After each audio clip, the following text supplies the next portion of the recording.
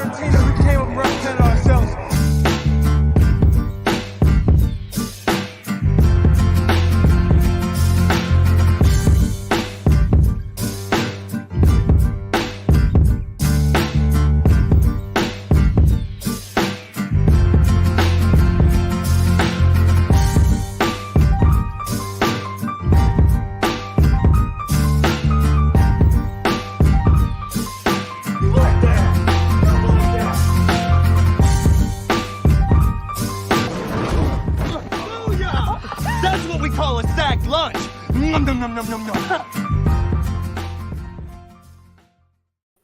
Good morning, Sac City. Welcome into another edition of the Sac City Podcast. I'm your host, the one and only Vinny Milani, joined as always by my best friend in the whole entire world. He is Aaron, the Mukesiah Mukes. It is a beautiful September 19th morning here in the city.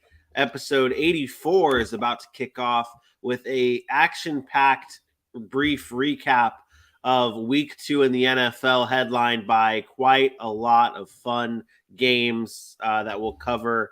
What a day. What a Sunday of football, Aaron. How did your Sunday go?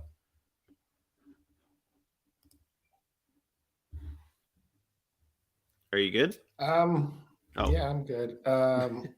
My Sunday was all right, man. I had to work. I'll be honest. I don't work Sundays. People know this about me. But I decided to work this Sunday, and I'm not happy about it. I'm not happy. I didn't miss football. Like, I was still watching, obviously, in my line of work. I have to watch football regardless. But I didn't get to fully, just embrace it and appreciate what yesterday's games had to offer. So a little disappointed about that, but it was still another great day of football, great games, super exciting, lot to talk about. I can't be called the Mukesiah today. I didn't pick any of these games right yesterday. I think I missed every game except for like 3. Oh man, oh my. It was bad. Like every morning game I missed. Like they were going good, and then all the comebacks, and it was just wild. So I did not pick games yesterday very well. But this is what happens early in the season. You're still trying to feel teams out, figure out who's really good and who's not. We're starting to see some of these teams we thought may have been really good aren't very good, and we're starting to see some of these teams that we didn't think were going to be very good. They're starting to compete and, maybe are going to be surprising some people later this year. So, but nonetheless, it was a great day of football action, and I'm excited to talk about it because we have a lot to talk about. Yeah, we do. Today, on this show, we're going to be breaking down what we learned and our takeaways from all of the week 2 action. I want to remind everybody that our full game recaps of each game will be available to you on our YouTube page at the Sac City Pod on YouTube. So be sure to follow your team, follow other teams, and check out our recap videos. They are good stuff. But let's get right down into it, and let's get into our morning headline. Ladies and gentlemen, can I please have your attention? And I need all of you to stop what you're doing and listen. Week 2 in the NFL is slowly coming to a close. Tonight, we will have 2 Monday Night Football games featuring the Eagles and the Vikings and featuring the Tennessee Titans and the Buffalo Bills. But yesterday, we cannot start our headlines off without talking about all of the comeback victories we saw take place yesterday in the NFL, from the Miami Dolphins coming back to defeat the Baltimore Ravens after trailing by 21 points, to the Arizona Cardinals beating the Las Vegas Raiders, being down by 20 points, and of course the New York Jets defeating the Cleveland Browns after being down 30-17 with just 2 minutes left to go in the game. It was comeback city in the NFL yesterday. Aaron, before we go to the next headline, what was your favorite comeback from yesterday? Oh, it had to be that Baltimore-Miami game. I mean, I think that was the game with the most implications, the game that we talked about before we were watching the most. That had to be my favorite one to watch just because of how much scoring and all the electric plays that were happening in that game. I thought that game was really, really lived up to the bill. So that was good. The Cardinals-Raiders game was nice too after the Vegas fans were popping bottles of champagne in the third quarter. And then the Cardinals came all the way back. And we will talk about the Cardinals, and I have some things I want to say about them and their quarterback and their coach and all that stuff a little bit later. But, yeah, I would say it's Baltimore. and Miami. You can't leave out the Jets. The Jets, great win for the Jets, but it is the Browns without a real quarterback. So, it is what it is. But I think Baltimore and the Dolphins were my favorite. Yeah, that's the game I'm looking forward to most to recap later on. So I'm excited to get into that. But other news, Mike Evans and Marshawn Lattimore both ejected from Sunday's game between the Bucs and the New Orleans Saints. We've seen Mike Evans and Marshawn Lattimore get into it before. This one seemed like the worst of the worst between those two when Marshawn Lattimore seemed to be chirping the Bucs bench and then gets into it a little bit with Tom Brady. Leonard Fournette steps in and takes a shot from Marshawn Lattimore. And that's what set Mike Evans off. He comes out of nowhere and just absolutely massacres, just dummies Marshawn Lattimore, pushes him right over. Massive brawl starts, pushing, shoving, lots of anger and aggression between two division rivals and two players that do not like each other. Both were ejected. You think we'll see some suspensions? You think we'll see some fines? What do you think the consequences will be for Mike Evans and Marshawn Lattimore? Yeah, I definitely think Mike Evans gets suspended. This is not the first time between those two guys. They could end up both being suspended, but I'm pretty sure Mike Evans is going to get suspended. He's been suspended before for kind of sucker pushing Marshawn Lattimore. I think he's going to get suspended again for sure. He came out of nowhere, did the same thing, shoved. He really wasn't in the scrum, came out of nowhere, was in the scrum. Marshawn Lattimore could, just because of, again, history between those two. So there might be a game suspension for those guys. I do think Mike Evans gets at least a game. Yeah. I when I saw it, I was like, man, I don't hate what Mike Evans did. Like, I really don't hate it. Like, it's unacceptable. I do. You do? I do. Okay. I think that does not happen if that's not Marshawn Lattimore. And that's the thing that I think they need to pay attention to, because let's be honest, there was some pushing and shoving going on, but that happens in NFL games all the time. Yeah. This is not the first time it's happened. Mike Evans came out of nowhere because it was Marshawn Lattimore to shove him like that, because he does not like that man. And I get it, but also, like, I'm not going to absolve Tom Brady. Like, Tom Brady walked back to this man to say something to get in the scrum, and that made it even worse. Like, again, I'm not saying he needs to be suspended or anything, but let's be honest, Tom Brady's not one to walk away from something like most quarterbacks are, and you let your offensive lineman or your players protect you. Like, Tom Brady walked back in and was talking shit as well. And when you said like brawl and stuff, like, I don't know if it was a brawl. Like, I've seen brawls. It was a scrum, and it happened to be Mike Evans and Marshawn Lattimore. I think this was probably blown a little bit out of proportion. I don't think Tom Brady needed to be there in the middle of it. I thought that it was between, I think, Leonard Fournette, was it there at first? Yeah, Leonard Fournette was the one who initially got the first blow from Marshawn Lattimore, hit Leonard Fournette first. Yeah. So I think that Tom Brady walking back and getting back in the scrum doesn't need to happen. It doesn't, and I think when Tom Brady's in there, it makes things blown out of proportion even more. Because if Tom happens, I think it's all good. I don't think anything like that happens. I think Tom Brady being in the middle of it caused Mike Evans to look over there. Oh shit, that's my quarterback. Oh shit, that's Marshawn Lattimore. Let me go make a statement, and then do what Mike Evans did. So I think it's a little bit extreme. I don't think it's as big as we really need to make it, but I do think that Mike Evans and perhaps Marshawn Lattimore get suspended. I think a lot. I think there is something that has to do with the fact that I don't know if any of this happens if Marshawn Lattimore is not chirping Bruce Arians. I think that's kind of what really initially started it, and then Tom Brady kind of came in there, was trying to stand up for his former coach, and then. But who cares? This is football, and people talk shit. Yeah, and it's right. I don't know that Brady was sticking up for his coach. I don't know that, because there's rumors that Brady had a lot to do with Bruce Arians leaving. So let's calm down about Bruce Arians. Maybe Tom Brady was Tom Brady is a talker. Tom Brady is not afraid. Tom Brady will get at you. He is a guy that's known to be in people's faces. So that's his nature by heart, which I'm okay with. But you're the quarterback. You're the greatest player ever. In those situations, you see the quarterbacks walk away. and you see everybody else on the team kind of handle it. And Lattimore is known as a trash talker, especially to Tampa Bay. But this is the NFL, man. Everybody on that field is talking trash, talking about this and that. And I don't know that I'm of the mindset football players are not basketball players. Football players have had to deal with this their entire existence. They don't get to weaponize themselves with pads on and a helmet, and they have to be held to a certain standard. This is not hockey. They don't get to fight. Like, NFL is a brutal sport, but they don't get to act like that. They can talk all they want, but at the end of the day, they don't get to fight on the field and act like that. And I think that's what bothered me, is that who cares if somebody was talking trash? Like, that's part of the playing football. You have to be able to get in your little scrum, go face to face, give each other a couple shoves, and move on. And I thought it got out of control. And I did think it got out of control because Tom Brady inserted himself in it. And at that time, I do agree. You got to go protect your quarterback. Like, that's the man, the myth, the legend. You have to be there to protect him. But I'm not going to absolve Tom Brady from getting involved. I do think he had a little bit to do with making that bigger than what it actually was.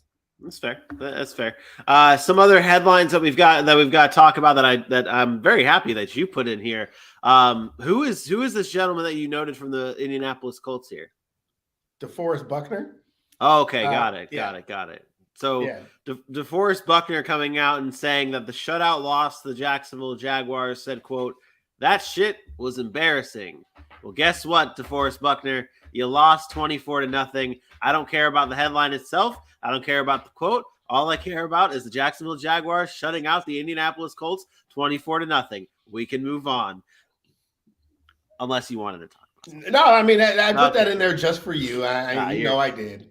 You're a real hero. I am going to alter your final headline here, though, to basically talk about how Aaron Rodgers, after the game, after they defeated the Chicago Bears on Sunday Night Football, Aaron Rodgers came out after the game and was giving so much praise to both of his running backs, and Aaron Jones and A.J. Dillon, saying for both of them that they're both just scratching the surface. He talks about how both of them have come such a long way since they first entered the league, which is, I mean, that's like an obvious statement, but I think the fact that, and the reason why this should be a headline is because after the game, it was not talking about like the rookie wide receivers. It wasn't so much talking about all the weapons and things like that. There was so much emphasis from Aaron Rodgers talking about the growth that he has seen from Aaron Jones and A.J. Dillon. And it's really seeming like this is where the Packers offense is going, in that direction of this offense runs through Aaron Jones and A.J. Dillon. Maybe it changes throughout the season, but him after the game praising the running backs was definitely of note. What do you think about that? Well, I actually think this is not the first time this is we've talked about this, or this is the way they've ran their offense. If you think back to, I want to say 3 years ago, when LaFleur first came over, they were a run-first football team. They were a running back. I know Davante Adams was there, and he did what he always does at the end of the season. He had great wide receiver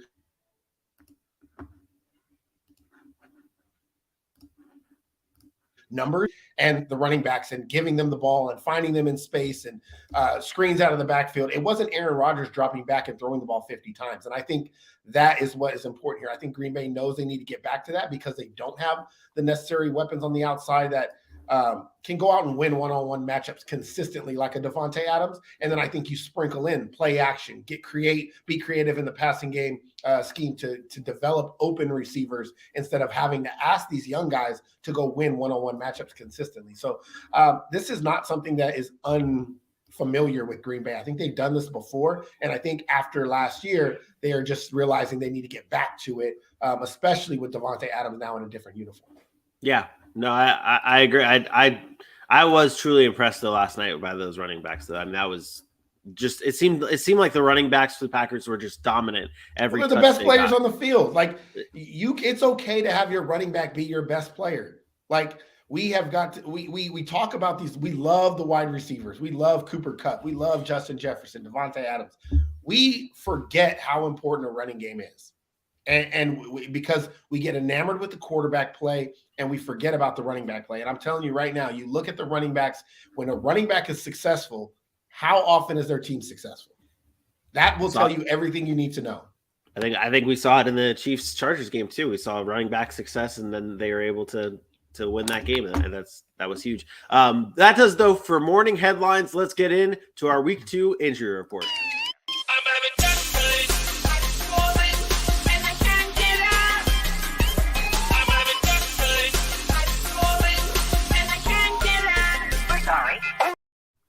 Gotta love that drop.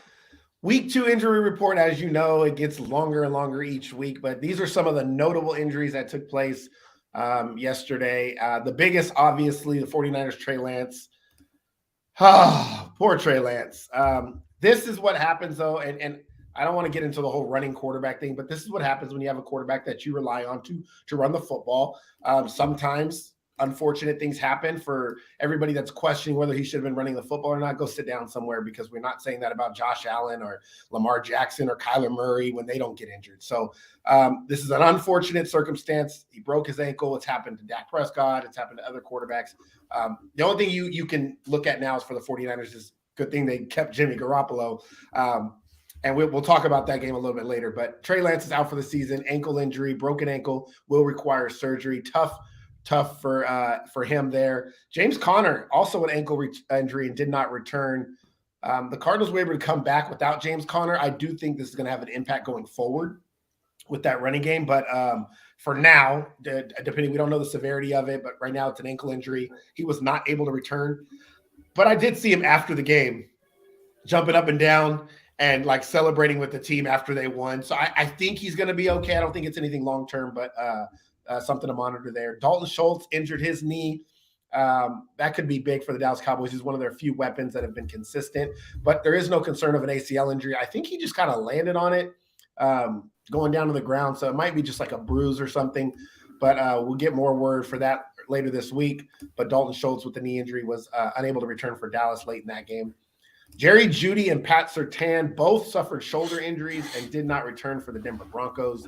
I think that's going to be something we need to monitor. Those two big pieces to that Broncos team, and we know the Broncos haven't looked too good through 2 weeks. So we're going to talk about it, and those two losses could be hurtful for them. Could hurt them going forward. Troy Hill injured his groin against the Falcons. That could be a big loss for the Rams, who, again, didn't look their best. They looked good early, let them come back, and Troy Hill injured his groin against the Falcons, so he might be out for a while. The Giants, Leonard Williams suffered a knee injury against the Panthers. That's big for them. He's one of their anchors on that defensive line. I'm sure they'll be hoping that it's nothing serious there. Jadeveon Clowney left with an ankle injury. He made a big play in that game, forced a fumble, but he left with an ankle injury as well, and he did not return. So that could be part of that Cleveland bookend pass rush. Might be missing some time there. And then Tampa Bay, more injuries for the Buccaneers. Akeem Hicks, Gio Bernard, and Josh Wells all left and did not return for the Bucs. Akeem Hicks was a foot, Gio Bernard was an ankle injury, and Josh Wells with a calf injury. Their injuries are starting to pile up here early in the season, something you want to keep an eye on there. How much are they going to be able to withstand? They were able to get the win yesterday, but how much are they going to be able to take? And is it going to test the depth of that Buccaneers team, which we said, especially on defense, like they had a great starting 22, but when you start to get into that depth, we question how good that those depth pieces are. So that could be big for the Bucs going forward.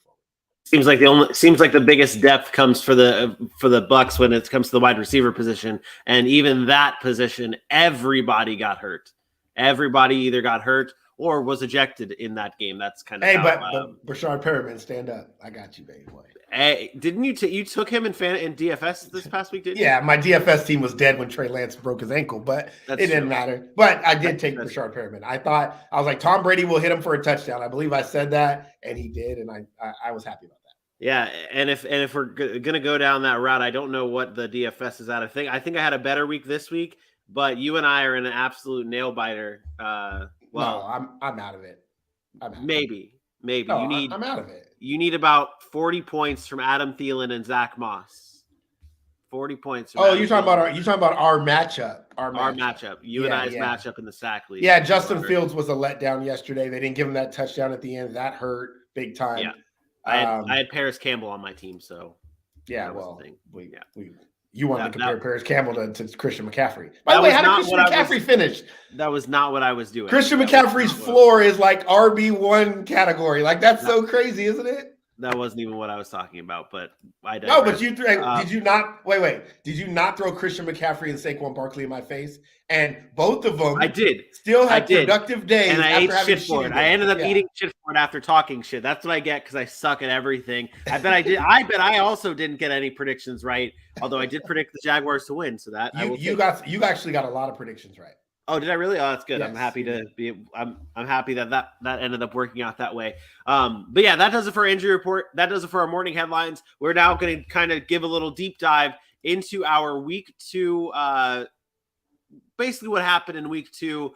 Talk about what we learned. Talk about top performers, and really dive into what happened. And let's start actually right there with the top performers of week 2. A headline by Tua, Amon-Ra St. Brown. I had to throw Joe Flacco in there for the comeback victory. Yeah, I did. I had to throw Joe Flacco in there for the come from behind victory against the Cleveland Browns, doing what he did. And shout out Aaron Jones for dominating on Sunday Night Football. What? No, I don't have any problem with those guys. Good. Those are all good guys, all perform well. Amon-Ra St. Brown, dude, just unreal. And what that Lions offense is doing is unreal. Can we put a top performer in a losing effort? Because I feel like we always put top performers and they're always the winning team. You want to talk Lamar? I think that needs to be talked about. I think Lamar Jackson played out of his mind. And don't get me wrong, does Tua deserve to be up there? Yes. I've been a big advocate of Tua this year. I told you guys I thought Tua, that Dolphins offense, first of all, like I said, is something special. I can't wait to talk that game. But I think Lamar Jackson needs to be recognized here. Give that man his money. That he played out of his mind. He played well, and he scored 38 points. It's not his fault the defense couldn't stop anybody. I mean, they let him come back, and I just think Lamar Jackson was one of yesterday's top performers, and we will overlook it because he lost the game. And so I would just like a caveat or an asterisk next something put up there like Lamar should be here. Yeah, I have no problem with that. I do think Lamar had an incredible game. I thought that, like you said, although it was a losing effort, he did play out of his mind. And he obviously was not the reason that Baltimore lost that game. And that's kind of where I wanted to start, though, is in that game and not necessarily talking about the entire game, because we are going to have that recap coming up in a little bit and on our YouTube pages. I want to take this time to give credit where credit is due to Tua Tagovailoa in this game and what he did. It was incredible what he did, and that seems like a generic term, but it was absolutely incredible. His performance against the Baltimore Ravens, throwing 6 touchdowns. I don't want to say I was out on Tua in the offseason, but I had my doubts and I had my concerns. And I questioned him a lot. I didn't know if he could do it. I said I wanted to see it, and all throughout this week we talked about this game being the prove-it game for the Miami Dolphins. And this defense that he was going up against is not some joke defense. They got Marcus Peters back. We talked about that in our fantasy show. This defense is fully healthy. This defense had their dudes. And Tua Tagovailoa and that offense put up points. They put up numbers, 6 touchdowns for Tua. It was impressive. And I want to give that.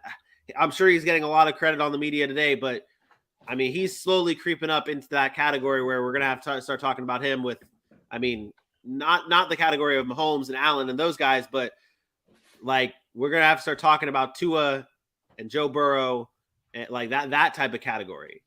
Did you just like walk around or what? Yeah, I just took my victory lap.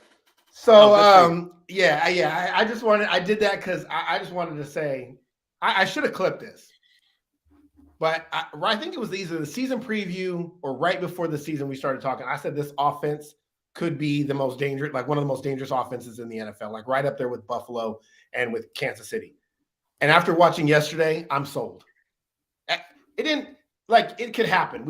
Joe Flacco came back and threw 4 touchdowns. It wasn't even about that. It's about the 2 weapons on the outside that they have in Tyreek Hill and Jalen Waddle, and the ability that Tua and Mike McDaniel have to just get them the football. They had, I believe, between them, they had like 30-something targets Like it was 30 plus targets. They both had like 11 catches, both over 170 yards. Both of them had 2 touchdowns, and they were not just regular like play. These were explosive plays. You're letting Tyreek Hill get beat deep or get behind you because you're worried about what Jalen Waddle's going to do. We watched Jalen Waddle catch a screen pass and go in from 5 yards out because you're worried about Tyreek Hill on a fake jet sweep. The announcers were talking about it, what they can do offensively. And I'm not even mentioning the fact that their running backs are not great running backs, but they are extremely fast in Chase Edmonds and Raheem Mostert. And so they use this speed to set up their offense. And I'm telling you right now, this offense is a very, very dangerous offense. And because they have playmakers on defense isn't great, but they have a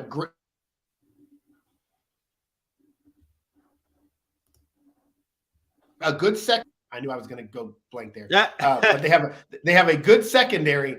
They are going to be able to make plays, and that team is going to be dangerous. I'm not saying they're winning the Super Bowl, but I do not want to play the Dolphins. I don't want to see that speed. Honestly, something that and we talked about it last week a lot. We were talking about coaching and bad coaching decisions, and I still saw a lot of that. And I saw a lot of young head coaches make a lot of just interesting calls. And I know maybe some of them aren't making these calls specifically, but I'm seeing a lot of these young coaches just outsmarting themselves, like outthinking themselves and overthinking themselves and just doing too much. And you brought it up right there. Tyreek Hill, Jalen Waddle, those are the 2 guys, the 2 dogs on this offense that you know that you can rely on them. And you don't have to overthink anything. Just give them the ball. Give your best players the ball when it matters the most. The Dolphins needed a comeback. And what do? They put it into his hands. They let their big guns win this game for him. They were not outsmarting. They were not trying to overthink things. They were not trying to do too much. They just let their guys be their guys. And I think that goes a long way in early on in the season when we're seeing a lot of young coaches make young mistakes. Mike McDaniels is not making those mistakes right now. His offense is firing on all cylinders right now, and they look truly special, especially after this win against the Baltimore Ravens, who we both had the Ravens very high in our power rankings. Miami is really, we might see them. Wait. Did I not move up Miami? How many spots after beating New England? Because I saw something. Honestly, I don't know where we're going to have them on Wednesday, but you guys obviously can check that out Wednesday at 10 a.m. Eastern time on our YouTube page when we drop our week 3 power rankings. But if it's up to me, I think I'm putting Miami at 3 or right. Because if you look at it, we had Buffalo. They're not passing Buffalo. Chiefs, not passing Chiefs. They just beat Baltimore, who was number 3 last week. Then in front of them is the Bucs and the Packers. I think we're in front of them. And no, it was the Saints. The Bucs and the Saints. Yeah. And after what the Bucs and the Saints did on Sunday, and they beat the Ravens. Like there's no, I don't know how we're not going to have the Miami Dolphins at number 3 on Wednesday. But again, you're going to have to tune in to find out on Wednesday live at 10 a.m. Eastern time for our power rankings show. Let's move into some winners and losers here. And we just talked very good about some teams and some players. Aaron, how about some losers from week 2? Yeah, there's 2 that come to mind right away. There's a lot of losers. Obviously, 16 teams lose this week, but 2 that come to mind right away, and I'll say it: the Cincinnati Bengals. Starting 0-2, go look at the numbers. Good luck making the playoffs. That's all I'm going to say. Starting 0-2, go look at the numbers. It's not easy to make the playoffs. That offensive line is atrocious. I can't believe this. I cannot believe how bad this, it's almost like beating a dead horse right here. And the dead horse might be Joe Burrow at the end of the season. Like it seriously is like the numbers are out there. Everyone knows it, that this offensive line and Joe Burrow has been sacked so many times it's not even funny. But in this offseason, we were talking about how the Bengals went out, recognized their need, said, okay, let's go out and fix this and protect our franchise quarterback. And they seem like they got worse. And I get it. The Cowboys have a great pass rush. And last week they played the Steelers, and they have a great pass rush. And they played close games, but if you're trying to be the team that you are saying you're going to be, and the fans are saying you are, you can't have that. And against, I can't. You will not win a Super Bowl with that offensive line, and it's last year where your offensive line played great in the Super Bowl for a half, and you were right there. You're winning the game, and in the second half, what happened? Von Miller, Aaron Donald, you lost. Kansas City went to a Super Bowl. Offensive line could not hold up. You lost. I'm not saying that the Bengals can't have success, but back-to-back games to start a season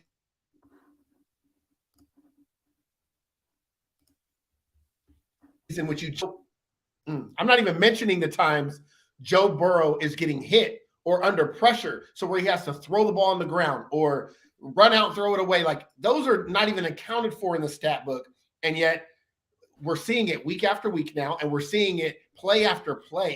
It's bad. Like, that offensive line is not good. La'el Collins, who was pretty good with Dallas, could not carry Micah Parsons' jockstrap last night. Like, yesterday, Micah Parsons did whatever he wanted to do, and I get it. He's great. But it wasn't just Micah Parsons. It was guys that we don't even talk about on the Cowboys defensive line. Cincinnati has a real issue there. And then number two, in that same breath, you let a backup quarterback in Cooper Rush go and beat you, and you're supposed to be the defending AFC champions? Like, I'm sorry. I know it wasn't spectacular by the Dallas Cowboys offense, but that first half, they went down, they scored a touchdown. They went down, they scored a touchdown. They get a field goal. It's 17-3 at halftime against a backup quarterback. Your defense has to be better. Has to be better. And I'm a Cowboys fan, so I'm happy, but there's no reason, and I said this, there is no reason the Dallas Cowboys should have won that game. They had no business beating the Cincinnati Bengals. And this tells me all that I needed to know about the Bengals. Last year was a fluky late season run. I'm not saying they weren't good, but it is not something that they will sustain because they do not have the requisite pieces to sustain what they did last season. They just don't. You get no argument from me. I think, I mean, we've talked about it. We've been on this show, we've gotten a lot of criticism from Bengals fans about how we discredit their offense or their defense. And you just did what Cooper Rush just did what he did, and that Dallas Cowboys offense just did what they did. No, I mean, it wasn't phenomenal. It wasn't like a incredible game, but if you're trying to be exactly where you were last year, you like that can't happen. Like, you don't get that luxury of saying it happened, like this is the NFL, like this and like those. They didn't win the Super Bowl. They didn't win the Super Bowl. That's the problem. You're not seeing top dog teams allow that to defenses. Okay, you're not seeing that happen. Like Baltimore, like they have a great defense. They have a great team.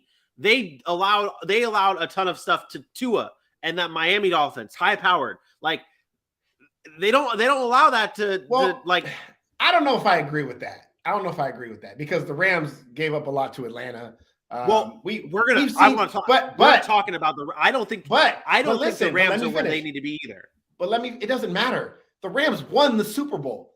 They get the pass. When Kansas City wins the Super Bowl and they struggle early last year, I gave them a pass, all because when you win a Super Bowl, you have proven you can reach the mountaintop and overcome whatever you need to overcome. The problem is the Bengals and their fans mainly. I don't think this is the actual Bengals players or organization, but the Bengals fans talk and act as if they won the Super Bowl. Like they just automatically get to go back. It's the Tennessee Titans fans. We're the AFC, number one seed. We get to go. Like, no, you didn't prove you won the Super Bowl. You didn't prove that you deserve a pass on certain things. And so when you see the things that plagued them in the Super Bowl that ideally cost them the game in a offensive line not being able to block, we're not going to give you the benefit of the doubt. And I said this in the offseason about a lot of teams. Just because you add personnel doesn't translate to success. So La'el Collins, Ted Karras, and all these guys that they go and get, that's great. Those were guys who fit somewhere else. They were good somewhere else. They fit together. But now you got to put them all together and have them fit on your squad. And it doesn't seem to be working so far. So they don't get a pass. And And the only reason they don't get a pass from me is because they didn't win last year. If they had won the Super Bowl, I wouldn't be talking about the Bengals offensive line. I would be like, oh, they'll figure it out because they've shown me that they can overcome it. But right now they haven't shown me that. So they get 0 passes. The only team that gets a pass right now are teams that have done it before. Tampa Bay, with the injuries, they can look like shit all season. And I'm going to still be like, that's Tampa Bay. Kansas City, the Rams, the teams that have won it recently that I know are going to be there in the end, they get passes, not the Cincinnati Bengals for making one trip to the Super Bowl and losing. Sorry, Bengals fans. Let's transition here to I know we talked about Tua. We talked about the Dolphins and what? Nothing. We're going to talk plenty more, so it's okay. Yep. Give me your biggest winner though from week 2, other than what we've talked about before. Who was maybe an under the radar winner? Or Can I just name every team that was 0-1 that won week 2 is my winner? The Jets, the Jags, the Cowboys, the Lions, Arizona, every team that was 0-1 that went out and found a way by hook or by crook, by stole the game, won the game, came back. Whoever won in week 2 that was 0-1, they saved themselves their season. I truly believe that. Listen to this, and I don't think any of us would have predicted this, but the 0-2 teams, Carolina and Atlanta, understandable. Like those are not as surprising. Indianapolis, Tennessee, the Raiders. Wait. How do you say Tennessee's 0-2 before tonight? Oh, well, I mean, come on. Let's be real. We gotta be weak. We gotta be honest with ourselves. Titans fans are gonna hate you. That's fine. Titans fans already hate me. I predicted them 6-11. I had them as the worst record out of all 4 of us. Out of all 4 of us, I'm the one who had them at 6-11. And right now, after they start 0-2 and the Bills absolutely just mess them up tonight, they're going to be 0-2 and looking at the rest of their schedule and be like, shit, I don't think I can beat the rest of these teams that are on this schedule. Maybe Vinny was right. 6-11 might be in our future. Maybe we got to start thinking about putting in Malik Willis or doing something to start moving towards the future because the present is not going to be where we want the present to be. But I digress. I mean, it's just funny to me though, the teams that are winless, I should say, the Titans, the Bengals, the Colts, the Raiders, like these are teams that we all had high hopes for, and they're starting the season 0-2. But it's not so much like it's not so what you were talking about more the fact that these teams are already have wins that matters more than the teams that don't have wins because it's a long season. These 0-2 teams could easily go to 10-6 or 10-7, 11. No. Go look at the numbers. Go look at numbers on 0-2 teams making the playoffs. You got the CBS stats. Go look at the numbers about how teams that are 0-2 since the year 2000 or whatever it was, how many of those teams actually make the playoffs? Or 20, I don't know when was the last. I'll get with my research team and we'll figure that one out. We'll figure that out. There are some teams that I'm not as concerned about. Like I'm gonna be honest, the Raiders. I'm okay with the Raiders not having a win yet. So yeah, there are some teams, and I get it. They played the Chargers, a division game, loss, and then a tough comeback loss to Arizona, which Arizona's kind of this up and down team. But teams that are losing to bad teams, that's the problem that I have. So since the merger in 1970, there have been 400 teams to start the NFL season with a record of 0-2. And then of those back to the merger, of those 400 teams, only 38 of them have reached the playoffs. So that's 9.5%. Basically, 9% of the teams that start 0-2 do not make the playoffs or make the playoffs. No, make the playoffs. So 9%, they have a 9% chance to make the playoffs. And that's going all the way back to 1970, whatever.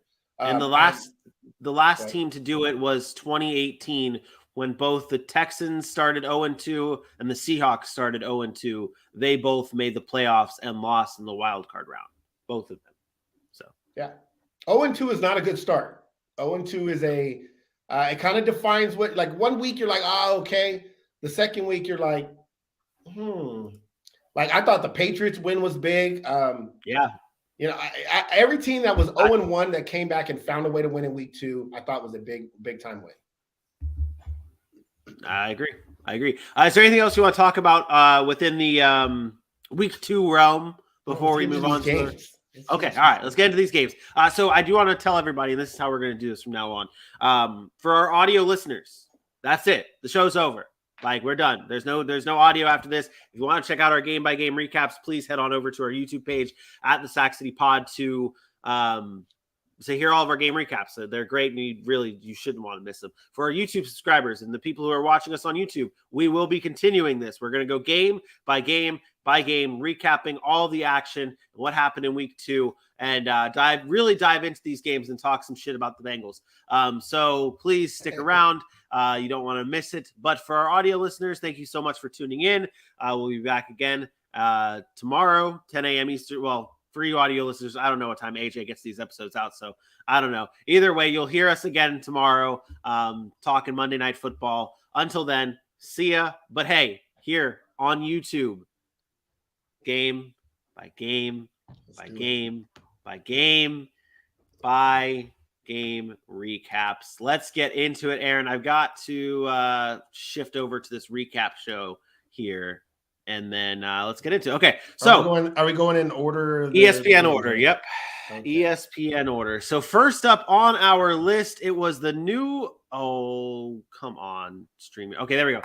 It is the New York Jets. That isn't even it either. StreamYard, what are you doing? The New York Jets defeated the Cleveland Browns 31-30.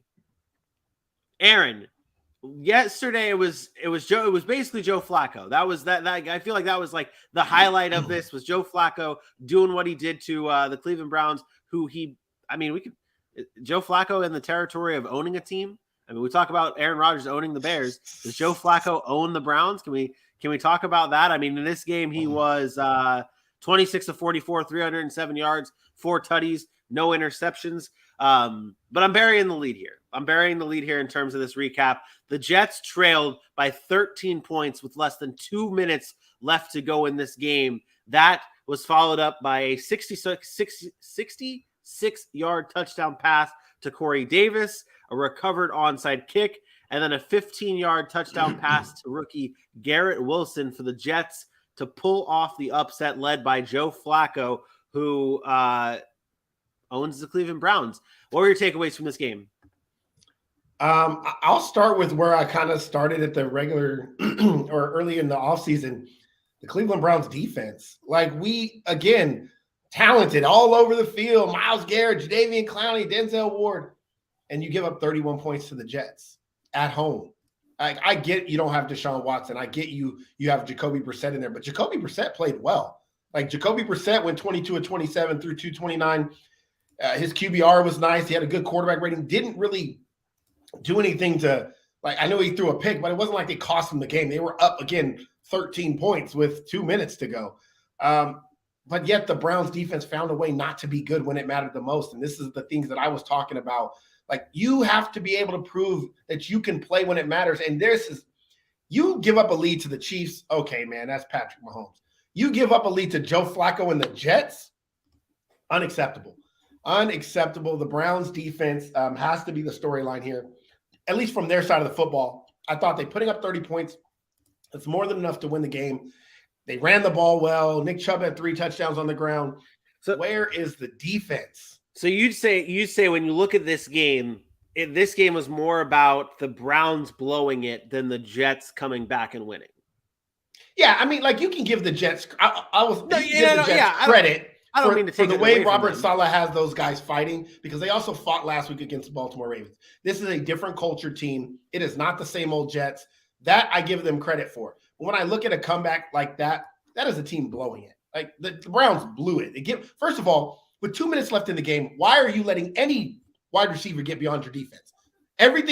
You're schemed up everything to just keep everything in front of you. Let that clock run down. Even if they go down and score a touchdown on that drive, you force clock to be ran, right? You force time to be going off the clock. It's under 2 minutes. Now you're probably under at 110. So even if they get the onside kick, then they still don't have a lot of time left. You let Corey Davis, and I mean, he was absolutely wide open. Yeah. There is no excuse for that. That is That is just not focused, not coached right. That is just completely it's completely inexcusable. And for that, to me, it's about the Browns blowing it more so than the Jets winning it. I never like to say like one or the other. Shout out to the Jets for doing what they had to do, but I thought the Browns blew this game. Yeah, I mean, we've talked about it before. We've given the Jets a lot of credit. Even going into the season, we were praising them and very excited to see what they did, what they do in this season, where we all have high hopes for them. And I mean, this is exactly what you wanted to see. I mean, we saw it throughout week 2, and we talked about it in week 1. How like these bad teams, there's no easy wins in the NFL. There's I should say there's not that many easy wins in the NFL anymore. And the Jets proved it here, where it's not an easy win. And we saw Browns fans all over our YouTube page talking about how this was going to be a cakewalk win and this and that, and how they're going to own the Jets. And well, you didn't, because the Jets are dogs. Like they're coached by a dog, like who will fight and make sure that the Jets are in every game. They might not win every game, but they're going to be in every game. And right here, they were in it and they won it. They won the game. Led by Joe Flacco, and that is who I have as my player of the game here. Joe Flacco being able to get 4 touchdowns, 307 yards, no interceptions. When Zach Wilson got hurt, we were worried about how the Jets were going to do without him. And Joe Flacco has not only come in here and won a game with the Jets, but he's playing efficient football to where maybe not efficient like completions and towards attempts, but he's not turning the ball over. That's the biggest thing. His interceptions being at 0. That is huge. You just need a guy who's going. Joe Flacco is the Band-Aid right now for the New York Jets. And he's a great Band-Aid right now because he's not turning the ball over and he's winning them football games. He's my player of the game. Well, I would argue he's not turning the ball football over. He turned it over in week 1 and they lost. He had a good game. But it is big for them. It is big to get that win. And I also want to say this for Cleveland, that loss might come back to haunt them. We talked about every win being so critical between now and when they get Deshaun Watson back. They easily could have been 2-0 right there. 2-0 to start your season, which without your quarterback, like that would have been a nice head start. And now you're 1-1. And now if you go and you lose game 3 and then game 4, now you're 1-3, 1-4. So they need to kind of rebound, figure out what's going on that defensive side of the football. Tough loss for them. But shout out to Robert Saleh and the Jets. He's very much on the same scale for me as Dan Campbell. I love the way he coaches. I love the energy. I love what his players buy into him. And the Jets have a good future going forward. And Garrett Wilson, he's a dog. He's a dog. He's the reason why we said he was the number 1 wide receiver in the draft. He's a dog. 8 receptions, 102 yards, and 2 tutties in this game. Breece Hall also got his first career NFL touchdown. So the future is bright in New York for the Jets. The next game on our list, it is the Detroit Lions defeating the Washington Commanders 36-27. The Lions in this game, I mean, it was headline, and I can start right here anyways. I know we're going to get into the deep dive, but I'll start just here. The player of the game for the Detroit Lions was Amon-Ra St. Brown. 9 receptions, 2 rushes, a total of 184 yards, and a touchdown. His 6th straight game with a receiving touchdown. It's the longest streak currently in the NFL, and it tied the longest streak in Lions history. Also, 8 straight games with 8+ receptions. That ties an NFL record for a reception streak, so of 8+ receptions. Amon-Ra St. Brown is a dude, man. He is moving up fast on wide receiver rankings, not just for fantasy, but for real life top wide receivers in the NFL. He is a very, very good wide receiver, but nonetheless, the Lions defeat the Commanders. Let's shift to the Commanders sides of things. And where are we at with the Commanders after barely holding on to beat the Jacksonville Jaguars last week and now losing to the Detroit Lions this week? Where are we at with the Commanders? What do you mean, where are we at? The same place we've always been. Carson Wentz is a turd. Carson Wentz is not a franchise quarterback. When are we going to stop? Yes, at the end of the day, did he have a decent stat line? Sure he did. He had 3 touchdowns, 337 yards. That was after getting down 22-0 in the first half to a Detroit Lions team. Like, let's be honest, that defense is not good at all. They give up a lot of 38 points to the Eagles in week 1. They come back and they give up 27 points in the second half to the Washington. that defense is not very good. Washington couldn't run the football against them. Washington couldn't move the ball in the first half against them. They were sacked 5 times. Aiden Hutchinson had 3 sacks in this game. Let's not forget to mention the number 2 overall pick. Like, he had a day. They're just Washington's needs more. I don't even know how to put. First of all, their defense that was supposed to be so great last year is continuing to play like dog poo poo. And then Carson Wentz is just not enough. He's just not enough. He does great things at one time, and then another time you're like, what in the hell are you doing? And that is Carson Wentz. That's who Carson Wentz is. He's never going to satisfy you guys as fans in Washington, because you'll always be like, like that's what it feels like every time he plays football. So Washington's in trouble. They barely squeaked by against the Jags. Probably shouldn't have won that game. And now you go and you lose to the Lions. And let's be honest, Jags and Lions, probably 2 of the worst teams in football, the number 1 and 2 overall picks from a season ago. And you're struggling to win one and you're losing the other. Washington's in trouble here. They're not going to win many games this year. But I did want to go back to the Lions, because I want to give a shout out to somebody who has not really been mentioned. And that's Ben Johnson. Perhaps the best offensive coordinator right now in football that nobody knows about. Ben Johnson has this Detroit Lions offense explosive, creative. He's using his weapons. And they did all of this against the Washington Commanders team, albeit at home and maybe not a great defense, really without DeAndre Swift. DeAndre Swift, I told you could have a good fantasy day with limited touches. He had 7 touches. 7. He had 87 yards and a touchdown, and we all saw the catch he had, got up and ran for a touchdown. So 87 yards and a touchdown on 7 touches. The dude is special. They have special talents in Amon-Ra St. Brown, but he's finding ways to get Josh Reynolds involved. Jared Goff looks competent. TJ Hawkinson had a number of drops, and they still find ways to move the football and are explosive on offense. I should take my victory lap. And I know it's not a big victory, but I told you guys that Jared Goff wasn't a bad quarterback. I told you guys Jared Goff wasn't a bad quarterback. He's bad. Okay? He's not bad. He is bad. He is Is serviceable. Joe Flacco bad? No, he's serviceable. Oh my gosh. He's serviceable. He's not elite. You can't. When you say bad, it's in comparison to his contemporaries. Is Jared Goff one of the 32 best quarterbacks in the NFL? No. There are guys that would be starting over Jared Goff. If Jimmy G was on the Lions, would Jimmy G start with Jared Goff? Well, Trey Lance is dead. Trey Lance is dead. So no, that's my point. Is he's not one of the 32 best in the NFL? That's what I'm saying. It's like Jared Goff is one of the 32 best quarterbacks in the NFL. No, he's not. I take Jared Goff over. Okay, maybe not. Maybe he's just on the edge of 32. Maybe he's just on the edge of 32. Don't give me. Hey, there's been backups. There's been quarterbacks. Mike White came in and threw 5 touchdowns last year. So when I look at games like this, I say Jared Goff, great. But see, for what, and I'm not trying to knock on you, Vinny, but for what you would look at Jared Goff and say this is a great game, I attribute that to Ben Johnson. If you watch the way they scheme up Amon-Ra St. Brown and how they get guys open and how creative that offense is, it is special. That's what I tried to tell you guys before, though, about Jared Goff, that he's not gonna go out there and like be like what he was with the Rams. Like they needed him to be something. They needed him to get over. They needed him to have them get over the hump. But for this Lions team, he's perfect. You're not the hump is very far away for the Detroit Lions. Well, he's a bridge quarterback. He's gonna come in there though. He's gonna help you win games. He's not gonna be the reason why you lose a bunch of games.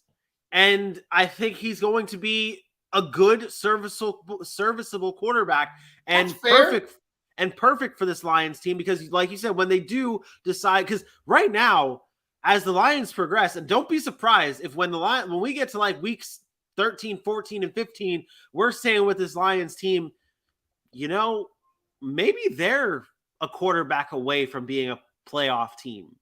Like what I mean, the defense looked good. Maybe they're a quarterback and a cornerback away from having this defense be something truly not truly special, but a better defense.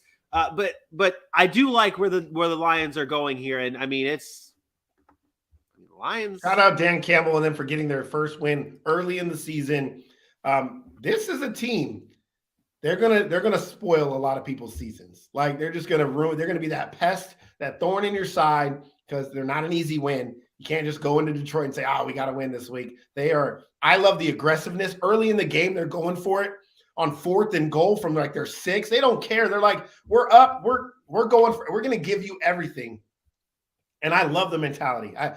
By far my favorite team right now to watch and just enjoy football is watching the Detroit Lions play. I think they're exciting. I love the energy. I love Dan Campbell.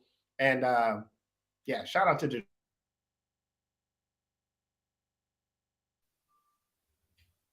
Detroit for getting. Yeah, they didn't want me to say that part. I won't say it again. I heard shout out to Detroit. That's all I heard. Shout out to Detroit. Yeah, shout out to Detroit. Did you shit on Washington after that? No, I didn't. One last question here, just a shits and giggies question. Who's closer to the playoffs, the Detroit Lions or the Washington Commanders? Oh, that's not a fair question.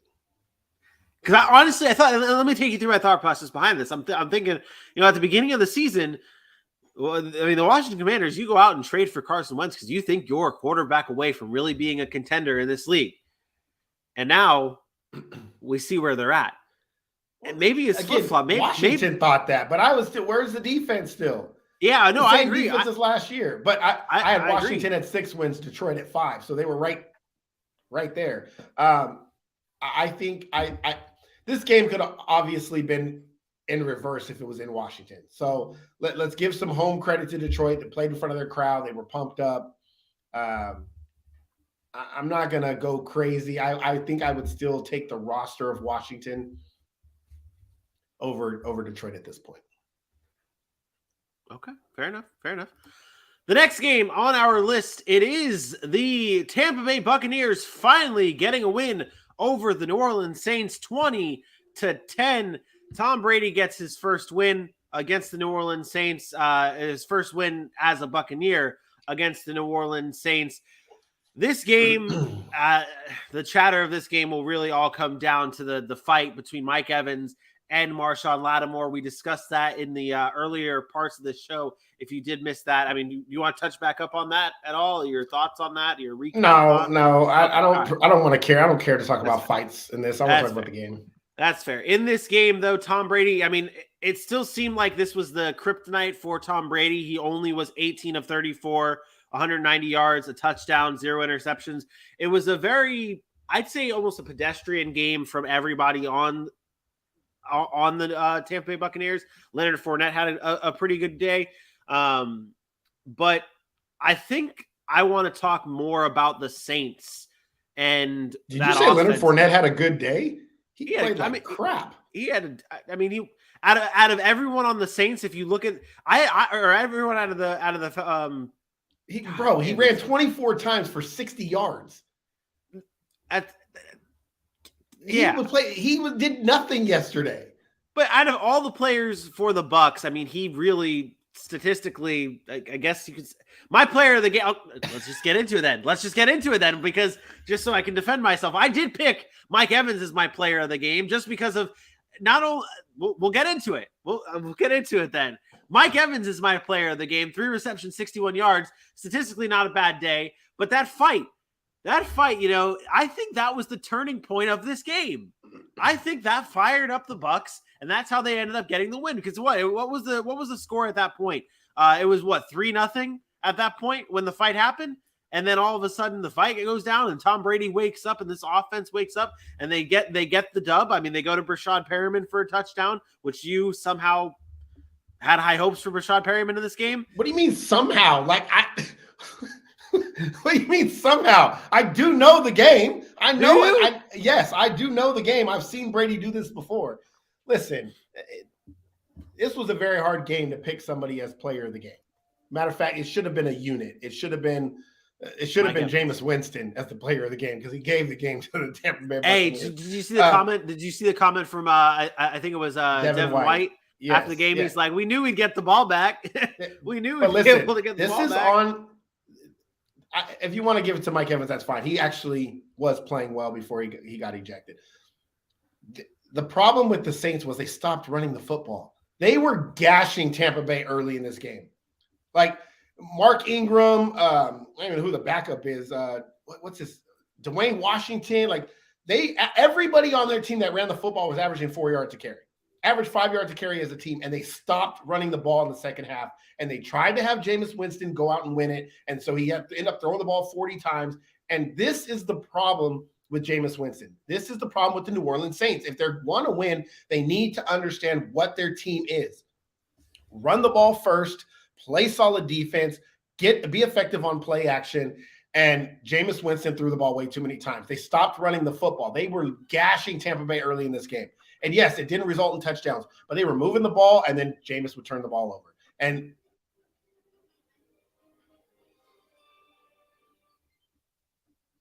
that Jameis did not play well. I expect them to bounce back, but the Saints and a lot of these teams, they just got to stop thinking their quarterback is the end-all, be-all. When you have something that's effective, I said this last week in Dallas, Ezekiel Elliott was dominating that football game early, running the football, and they stopped running him, and they tried to put the ball in Dak's hands, and they played right into what Tampa wanted them to do. Tampa runs press coverage against receivers that they feel like can't get open. Mike Thomas could not get open. He was having a tough time with Carlton Davis.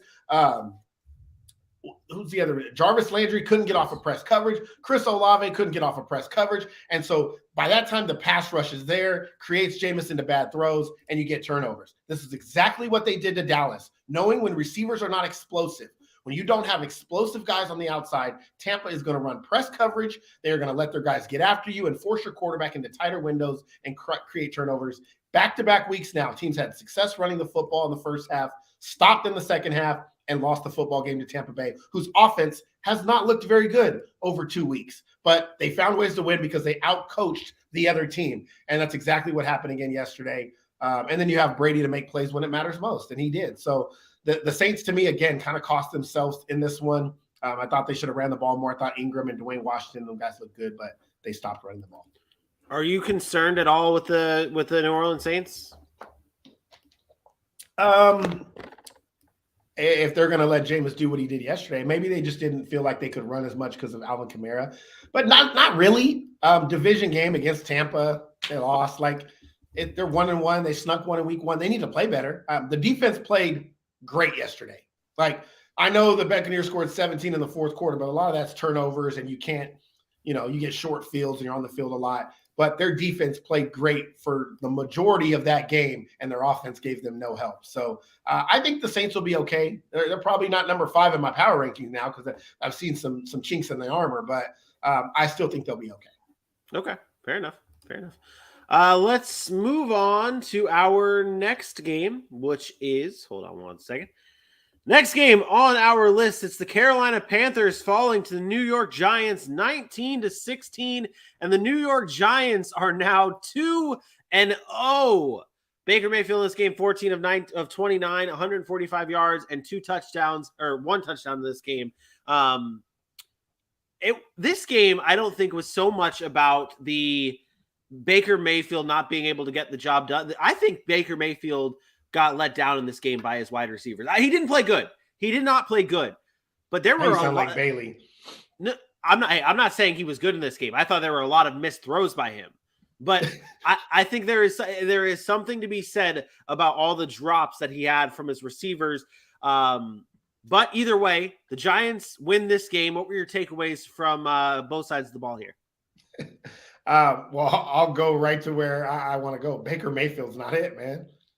All the high hopes we had for him, he gets the Browns, who just gave up 4 touchdowns to Joe Flacco and came back and won that game and dominated him. And the Giants, who we all thought was going to be one of the worst football teams. Shout out to their defense, because 2 weeks in a row now, the Giants defense has played really well. But it's also been against 2 quarterbacks that we've had question marks about, Ryan Tannehill and now Baker Mayfield. back-to-back weeks, Baker Mayfield QBR this week 18 or 16. Good, I'm Bob, sorry. Not good. And we can talk about maybe the drop passes, but guess what? Drop passes don't go into QBR. Drop passes don't go on a quarterback. It's how effective and efficient you are as a quarterback. Are you making throws on time? Are you making throws to the appropriate receiver when you're supposed to be making it? And then putting that in a spot where they're able to catch the football. 14 of 29 against a team that just lost James Bradbury. Baker Mayfield has to be better. But also in turn with Baker Mayfield, I now am convinced Baker Mayfield needs everything to be perfect around him.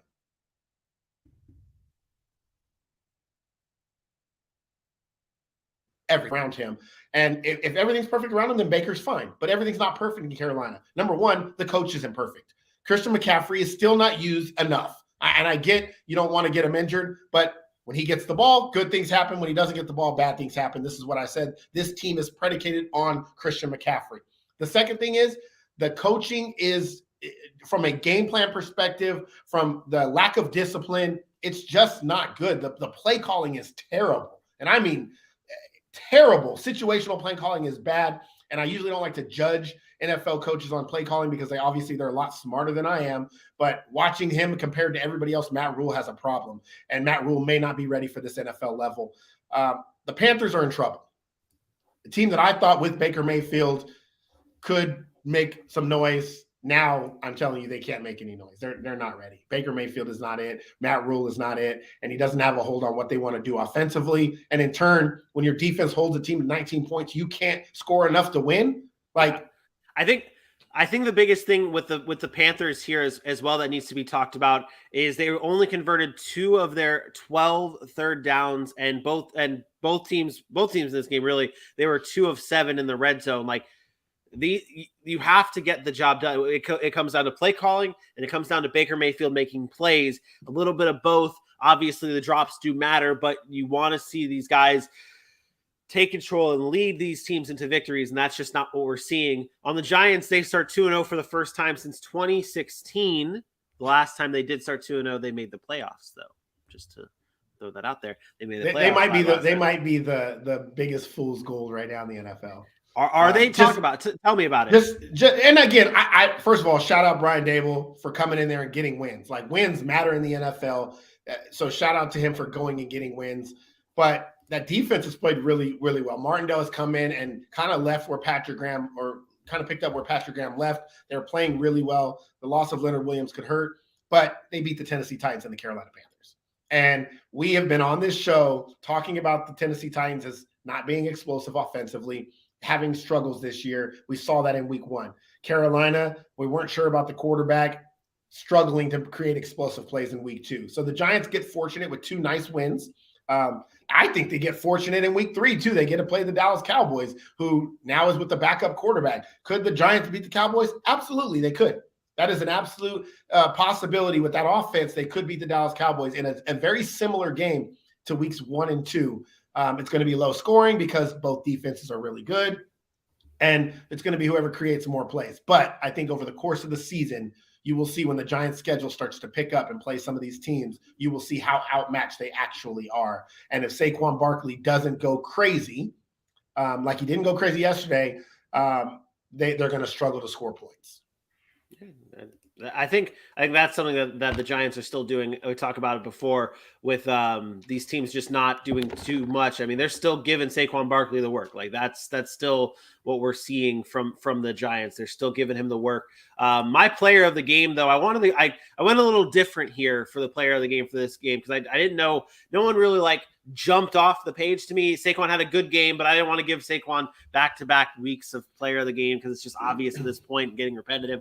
So I want to give a shout out and give my player of the game award here to Richie James, the wide receiver for the New York Giants. I know, just hear me out here. And this is because last week he led the team in targets. This week he leads the team in targets. 5 receptions, 51 yards, no touchdowns. He's becoming the lead receiver on this team, with a team that went out and paid Kenny Golladay, that drafted highly, invested highly in Sterling Shepard and all the other other guys that they have on this team. Richie James is the guy that has been stepping up. He was undrafted he was undrafted. This guy's he's 5'9", $185. So like the odds are against Richie James here, and he is becoming the number one wide receiver for this New York Giants team. And he is. He's not the number one wide receiver. Sterling Shepard's the number one wide receiver. What are you talking about? I don't know, man. I don't know. Last week against the Tennessee Titans, it was Richie James had 6 targets. Sterling Shepard had 4 targets. This week against the Carolina Panthers, Richie James has 6 targets, and Sterling Shepard had 10 targets. Sorry. But Richie James did a lot more with his targets than Sterling Shepard did with his targets. So, like, you don't just get to be the number one receiver because you have a better day in the receiving yardage category. You're more efficient. That's not what makes you a number one wide receiver.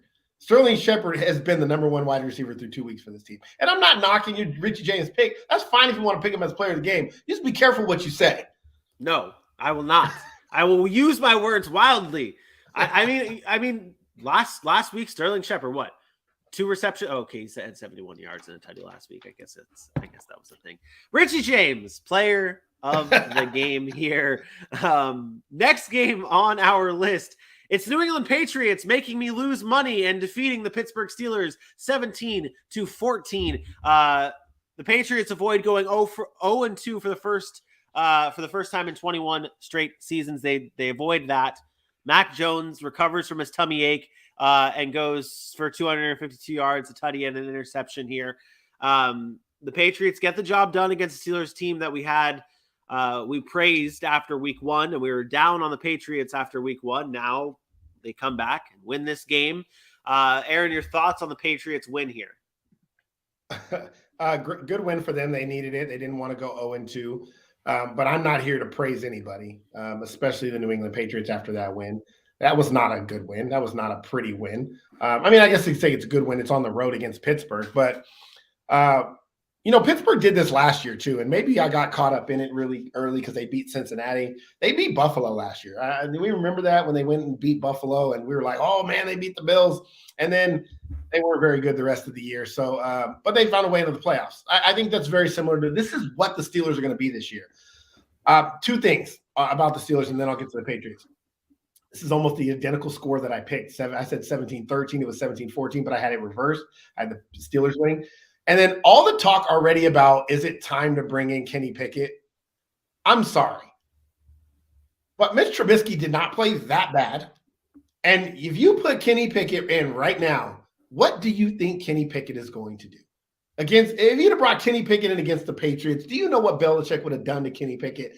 He would have ate him for lunch. Like, just because you start a season, first of all, you started the season against the Bengals, who have a really good defense and the defending AFC champions, and the Patriots, who the best part of their team we know is their defense, and Belichick.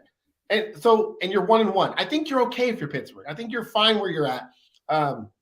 So calm down with the talk about, is it time for Kenny Pickett? That's the first thing I knew was going to happen when the Steelers lose a game. Is it time for Kenny Pickett? I didn't even ask that question. I'm happy I didn't. I'm happy I didn't fall victim to that one. I saw it on Instagram. I saw it on like an ESPN headline. Is it time for? And I'm just like, come on, man. One loss, and now we're saying it. Like, give the man a chance to actually play football.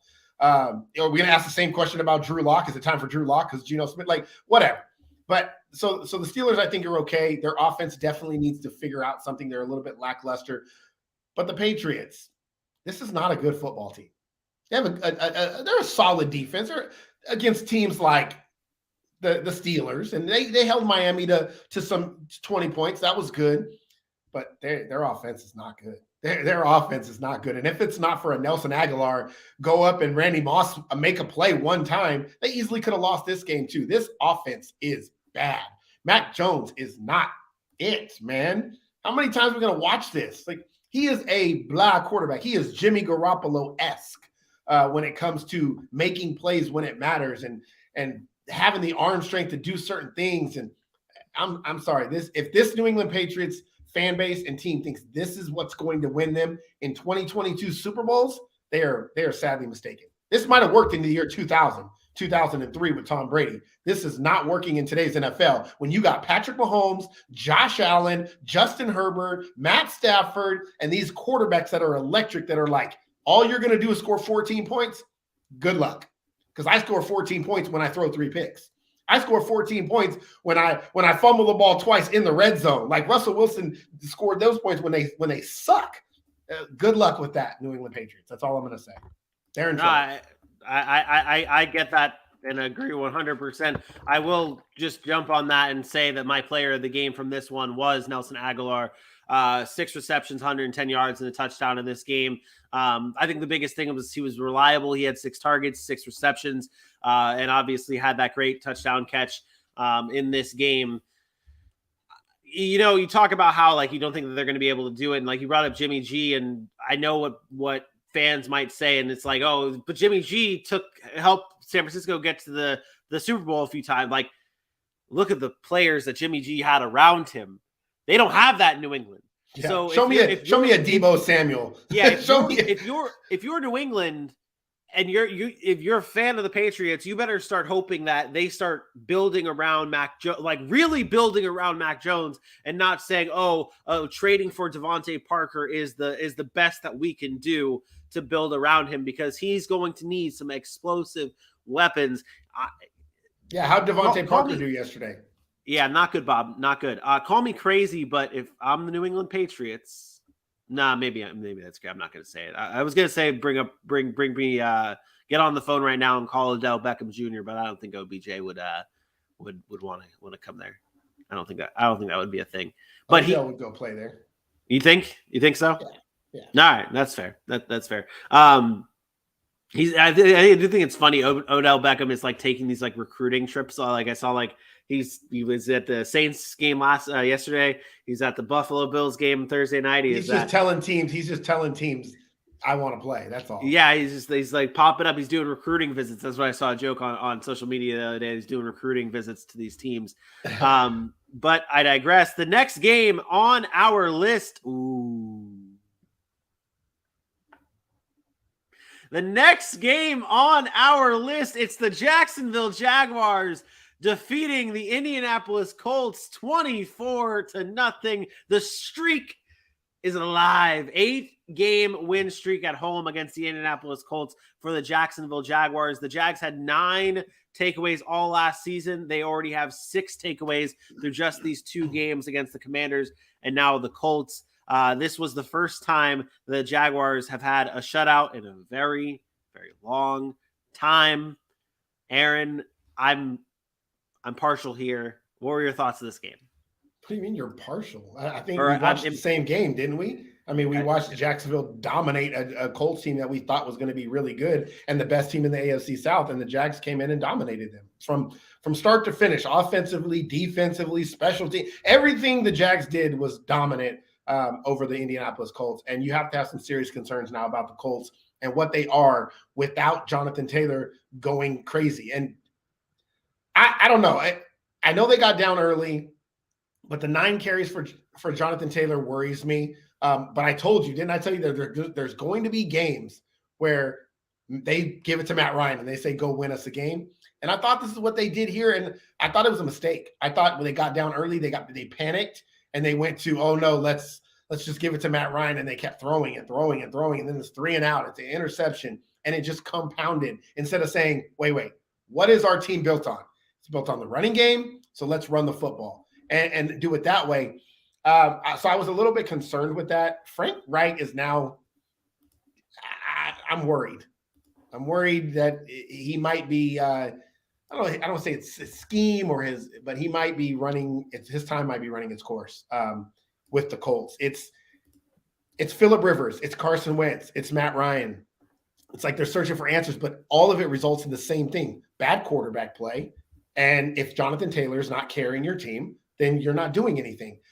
For the most part, the defense had its chinks and cracks and all that stuff, but still, like, they were never able to put anything together offensively to allow their defense a chance to even breathe. And to me, it was about the Colts offense not playing well, and Jacksonville's defense, who I said was going to be extremely better this year, and they look to be much better this year, even including a game where they let Washington get out early, but then they locked down for a long period of that game and then kind of gave it up at the end. So that defense looks hungry. That defense looks a lot better this year, and Trevor Lawrence looks to be taking strides in the right direction. So, look, Christian Kirk, I told everybody that he could be the guy in Jacksonville, that he was not overpaid. I thought that was a good contract, and he's proving why it can be. And they're good. Like Jacksonville is a team that is in the right direction. It is good to see them going in that direction, and Doug Peterson should be given a lot of credit for that. Yeah, my player of the game is actually Trevor Lawrence, not Nelson Aguilar. Son of a bitch. There it is. My player of the game, though, is Trevor Lawrence here. You brought up the fact that Christian Kirk obviously still doing what he did, continuing his great production in Jacksonville. But Trevor Lawrence stood out to me not just because of like the win and his like yards and his touchdowns, but his efficiency here. 83% of his completing 83% of his passes against the Indianapolis Colts. And it wasn't just dinking and dunking. It wasn't just checkdowns. It was actually airing it out a little bit. He had a career high in completion percentage. He was effective in this game. He wasn't forcing throws. He was making smart decisions. It helps when you're getting into a rhythm, when your defense is making those stops and the offense is on the field more than your defense. It helps to get into that rhythm. And I thought Trevor Lawrence had a phenomenal game here. And it's what you want to see from your quarterback. He wasn't losing you this game. He was capitalizing on the turnovers that the defense was giving him. And he finished with a good stat line: 2 touchdowns, no interceptions, 235 yards. So Trevor Lawrence, player of the game. The Jaguars defeat the Colts 24-0. Hey, who led the Colts in receiving, Vinny? Not Paris Campbell. It wasn't Paris Campbell. Colts in receiving. It wasn't Paris Campbell, and that's all I care about. Hey. Who did I say was going to lead the team in receiving? Didn't you say it was going to be that Ashton Doolin guy? Yes. Yeah, and it was 5 for 79. Yeah, that's fantastic. I wish I would have picked him up instead of Paris Campbell, but I digress. It's okay. Honestly, I still have a chance in our DFS league with Paris Campbell goosing me, and I still have a chance to beat you with Paris Campbell goosing me in our Sack City league. So I'm okay with this. I'm not completely destroyed. But moving on to our next game, it's the game that I was really excited to talk about. It's the Miami Dolphins defeating the Baltimore Ravens. Not 38. The Miami Dolphins defeating the Baltimore Ravens 42-38. Tua Tagovailoa headlining this game with 6 touchdown passes. But shout out Lamar Jackson for doing what he did with 318 yards passing, 119 yards rushing. He was a dog in this game. Lamar Jackson, special shout out. But let's start right there. Your guy, Tua Tagovailoa, in this game, 6 touchdown passes, almost 500 passing yards. Just 500 passing yards alone in this game. What did you think of Tua's performance here? Outstanding. Like, and this is very unlike a Jameis Winston. Tua threw 2 picks in this game. To get, like, there was 2 interceptions early in this game and got them a little bit behind, and one of them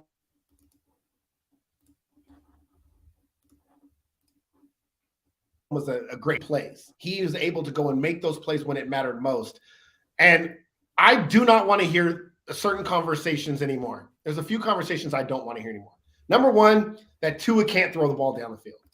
All those people that said that, just shut the hell up. Like, you know how stupid you sound when you say an NFL quarterback can't make that throw, and yet Tyreek Hill's running behind the defense, and what does Tua do? Put it right in his hands, and he's gone. The second thing is, I'm going to tell myself to shut the hell up about left-handed quarterbacks. Tua is accurate. He is capable proving he is capable when given the weapons to be successful in this league. And it doesn't always look like Justin Herbert. Is there something Justin Herbert does that makes it look better than Tua? Yeah, I will admit that. There's something about those big, strong, physical quarterbacks that are super athletic. There's something about the way that it looks that Tua doesn't look that way because he's smaller, he's left-handed. But when you watch the game and you see how effective Tua is, you're like, dude, that's an NFL quarterback, and he can do that. And so I just think people need to really give him his credit because there's been so much talk about him versus Herbert and what he's able to do versus Herbert and what he's not able to do versus Herbert and all this stuff. And here we are again. And you look at their starting records as a quarterback, and I know wins are not a quarterback stat, but guess what the media and what we do? We look at wins as a quarterback stat. Tua has more wins. Tua has a better record than Justin Herbert. All of the things that people love about Justin Herbert, he has not been as successful as Tua Tagovailoa. Well, that's not just for Justin Herbert versus Tua. That's that entire 2020 draft class. That Tua Tagovailoa's win percentage his win percentage is more than Herbert and Burrow and all those guys in that 2020 draft class. Like Tua. Like I heard this the other day. I don't remember who said it, but it really made me think, and it made me upset, honestly, because of how I don't want to say down I have been of Tua, but how much questioning I've given Tua Tagovailoa throughout his career in the NFL. I've questioned it so much, and I'm an Alabama fan. Like, I am an Alabama fan. Like, I should have bias towards Tua. I should say, hey, Tua, you're my dude. You were my quarterback. You won me games in Alabama. You were a dog at Alabama. You're a winner at Alabama. He's done the same thing in the NFL. Like, we talked about Joe Burrow, like, last year. It was the storyline of this. Like, Joe Burrow just wins everywhere. He won in college. He's winning now in the NFL. He's got the swag. Tua Tagovailoa is going to be the Joe Burrow this year, where we're going to be saying every week that Tua Tagovailoa is a winner. He is a natural-born winner. That's what's funny to me. He won in college. He's winning in the NFL. Start putting some respect on Tua Tagovailoa's name. That's what's so funny to me, is because we've done that in the past with guys. Like, I hear the conversations about Jimmy Garoppolo, and we're like, he looks pedestrian. Oh, but he wins games. But he wins games. But he wins games. Joe Burrow, but he wins games. It doesn't always look pretty, but he wins the games. Well, that's all Tua's done since he's been in the league, is win games, and yet there's still question marks about him. I just don't like how we pick and choose when that applies. So if a guy's a winner, a guy's a winner. Mac Jones, he's a winner. Doesn't matter. He wins games. But it looks just as ugly as Tua's wins, like, sometimes. So how do we separate that? And I think it's time to stop that. And I think with Tyreek Hill and Jalen Waddle, they are going to force that conversation to be stopped because of how explosive they are. And Vinny, Tyreek Hill is a dog, man. Tyreek Hill is. So I've been told. Listen, man, I get it. And I know it's not all these guys have different things about them. Cooper Kupp, Stephon Diggs, Tyreek Hill, Devontae Adams, Jamar Chase, Justin Jefferson. First of all, the wide receiver position. We got great ones. Yeah. Tyreek Hill is still, to me, the most dangerous player in the NFL. He is the most maybe outside of a Lamar Jackson, because he gets the ball every play in his hands. But from a wide receiver standpoint, there is not anybody that I'm more fearful of playing against than Tyreek Hill. Well, the thing is with Tyreek Hill, it's so easy for him to just explode. Like it honestly, I think I would compare it to like a Lamar Jackson, like where it's like so easy for them to just dominate. But Tyreek Hill at the wide receiver position, you don't see that many wide receivers, if any wide receivers, easily have a dominant game like he does. Like, where it's just his stats are like, you could have 2 receptions for 100 yards for Tyreek Hill, and that'd be a thing. Like that'd be a stat line. It's not as easy for other wide receivers to do that, but it's easy for Tyreek Hill to do that. And I'll take you just a personal story here. We've had our different. I've had my disrespect to Tyreek Hill when I compare him to Mike Evans, and we've both presented fair arguments on that status. But I drafted Tyreek Hill yesterday in our DFS, and I was going back and forth between him and AJ Brown. And I was like, oh man, Marcus Peters is back. Tyreek Hill, Marlon Humphrey, Marcus Peters, like that. Like, do I worry about that? And I was like, you know what? Screw it. He's Tyreek freaking Hill. That's what we're just saying now at this point. He is Tyreek freaking Hill, and it doesn't matter what his matchup is. It doesn't matter what defense he's matched up against. He could easily go off for 2 for 100 yards and a touchdown, or 2 for 200 yards, whatever. Every time the ball's in his hands, every single time that he touches the ball, it could be a touchdown. It could, he could take it to that. That's the scary part about a guy like that. When you give a guy like that 11 targets, and he's able to bring home, or 11 catches, and you're at 13 targets, and he's able to catch 11 balls. Yeah, 200 yards is nothing, because all of his plays are so explosive. Run after the catch, getting behind defenses. Tyreek Hill with a coach like Andy Reid and then a mind like Mike McDaniels, good luck, man. This dude's going to have a monster year. Him and Jalen Waddle are going to go bananas this year, and it's going to be fun to watch. Best wide receiver duo in the NFL? Whew. Are we at that point?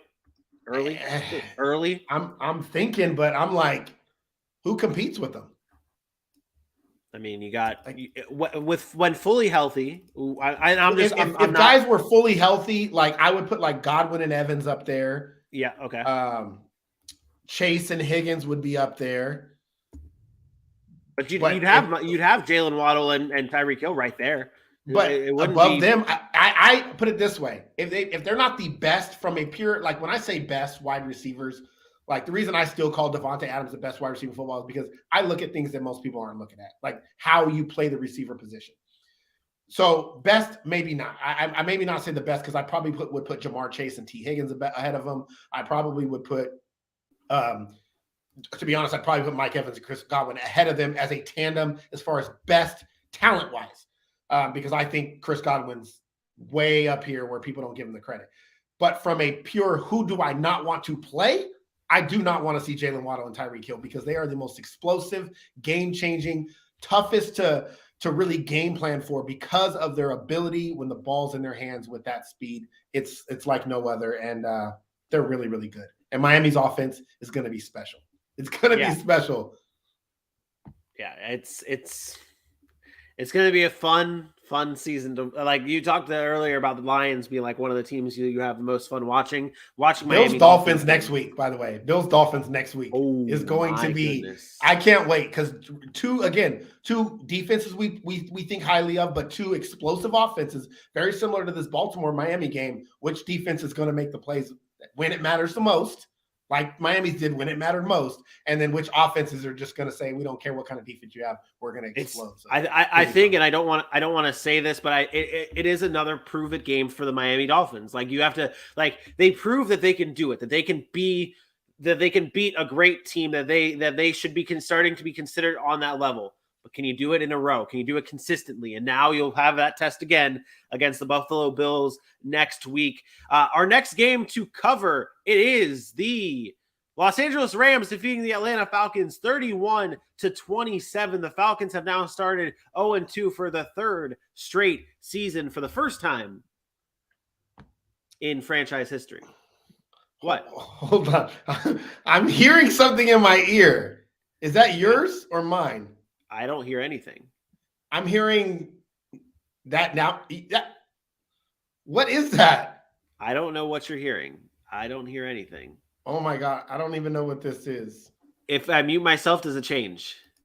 Mute yourself real quick. No, it's me. Oh, there it is. Never mind. I found it. Was it ESPN playing in the background? No, it was some YouTube video in the background. I didn't. Oh, some jabroni in the YouTube pages there. No, it was the Falcons block punt. I don't know why I had it up. Oh well, but that's fitting. That's the game. That's exactly what was weird. That's the game that we came up. So I thought maybe you had something up. All right. Well, the Atlanta Falcons defeated, the Los Angeles Rams defeated the Atlanta Falcons 31-27. The Falcons start their season 0-2 for the third straight year. That's the first time that they have done that in franchise history. But they almost won this game. The Rams actually led at one point 28-3. Sorry, Falcons fans, to bring up that score. But the Falcons were able to come back and almost win this game. They were very, very close to winning this game. A turnover from Marcus Mariota in the end zone with a Jalen Ramsey interception sealed the deal for the Rams. This game, let's start with the Rams. Let's start with the Rams here. Almost blowing a 28-3 lead against the Falcons to only win this game 31-27. Is this every team in the NFL is good and you're going to have these type of games, or are you a little worried about what the Rams have going on right now? No, I told you I was worried a little bit. I had some concerns after week one, and not because they got blown out by the Bills, but some of the things that I saw, and they kind of reared their ugly heads again. I'm not sold on their running game. Cam Akers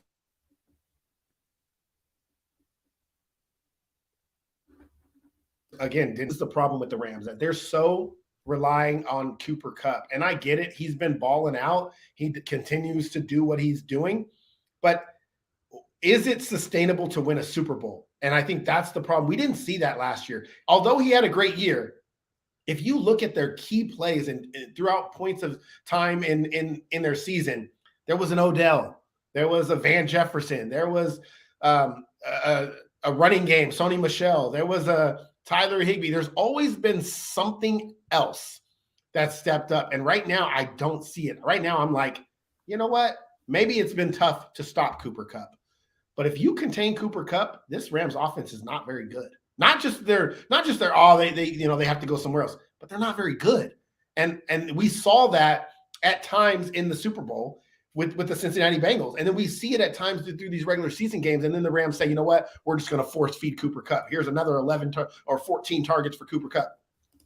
I don't think that's sustainable to go back to back. I think the better teams in this league will find ways and say, you know what? Matthew Stafford, go beat us. And he continues to turn the ball over. I mean, what's that? 5 interceptions now through 2 games? He led the league last year. Those turnovers are going to come back to haunt you against good football teams. And maybe it didn't against the Falcons, but the offensive line play, in the running game and both protecting Matt Stafford, and then just how their offense is solely predicated on a wide receiver, I think is an issue. And again, they won the game. Good for them. But to get up 28-3 against a bad football team like Atlanta and let them come back, it's not good. Yeah, no, I am concerned. I'm going to say this, and Rams fans, you can be mad at me and say whatever you want. This may be the first time I piss off Rams fans. I'm not impressed by Jalen Ramsey anymore this season. I have not been impressed with Jalen Ramsey. The last season, towards the end of last season, and now starting off this year, like he had that interception at the end of the game, and they posted this social media video about Jalen being being confident. He's a confident guy. I don't hate that about him, but he's like going on about I'm that guy after he intercepted Marcus Mariota in the end zone after allowing Drake London to go off like he did in that game. Not sure how much shadowing he did of Drake London, but he doesn't shadow anymore. That's the problem. Okay, so I was gonna let you finish. It's not so. It's not. But it's not just me thinking that Jalen Ramsey isn't as impressive as he used to be. Well, it's not. It's Jalen Ramsey's the best corner in football still. But when we talk about the best corners in football, we normally talk about guys that go and cover a man and say, "Go lock him up," and that's what Jalen Ramsey has played his entire career doing until the past couple of seasons. And now, because they're putting him in different spots in the slot, they're moving him to outside, they're putting him at safety at times. His responsibilities are different than what they used to be. So he's not required to say, there's one guy, make sure he doesn't catch a pass. So the defense has changed in the way he plays. So he's being more aggressive to try to create turnovers. I'm not trying to be very careful on how I say this. They're using him more like the Cowboys want to use Trayvon Diggs and go get us the ball. And if you give up some big plays, hey, you're going to give up some big plays. So the style of defense he's in is not the same as the man-to-man cover corner that he's always been in. And I think that's when you start to see guys get beat, right? Guys that Marcus Peters was known for this. Marcus Peters was never like some elite lockdown corner, but he was always good for getting picks and creating turnovers. And I think coaches have shifted a lot to what they want from a defense because the quarterback play is so good in the NFL. They say, you know what? We could lock down one side of the field, but the quarterbacks are so good, they'll pick apart the rest of the field. And my guy will just be sitting over there locking one guy up, and that's great, but we still lose the game. So they said, let's stop doing that. Let's scheme to get this guy in the middle of the field, away from where the quarterback's not just looking at one guy anymore, and I can say, oh, now go create me a turnover. So Jalen Ramsey's over the top in that situation there and was able to create that turnover to end the game. Yeah, he may have given up catches all game long because of where he was playing. So the scheme is different. Jalen Ramsey's not really different. The scheme is different. How they're using him is different, and it's created a lot more opportunities for teams to go at him in certain situations. So yes, you're not wrong in saying he's not as impressive in that lockdown man-to-man corner because he's not asked to do that anymore. And I think that's the difference. When he's asked to do that, He's been very, very successful in his career at doing it, the best that we've seen over the past 6 seasons.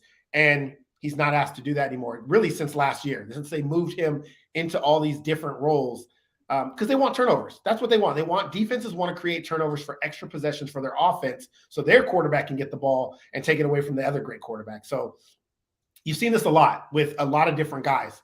Xavier Howard does it a lot, where he's not just locking up one man. You're starting to see it more and more from teams that have really talented defensive backs so that they can create turnovers. Okay, so maybe I should be pumping the brakes a little bit on my Jalen Ramsey criticisms here, because like you said, he is still the best cornerback in the NFL. I think it used to be, to me, it was Jalen and then everyone else, and I think the gap is getting closer and closer now. There's definitely great corner. I mean, there's definitely some great corners out there. And honestly, I used to be the one who had the hot take, but I used to be the one that would say, I think it is Jalen Ramsey and then everyone else. Like the past few years, I would say it's Jalen and then everyone else. Like I don't think anyone is on his level. But now I do think that there's people starting to creep up on that. But on the Falcons side of things, I am going to award my player of the game. This is my first player of the game awarded to a losing effort here. It is to Drake London, the rookie wide receiver out of USC, drafted in the first round, highly invested in by the Atlanta Falcons. He had 12 targets in this game, 8 receptions for 86 yards, and a touchdown.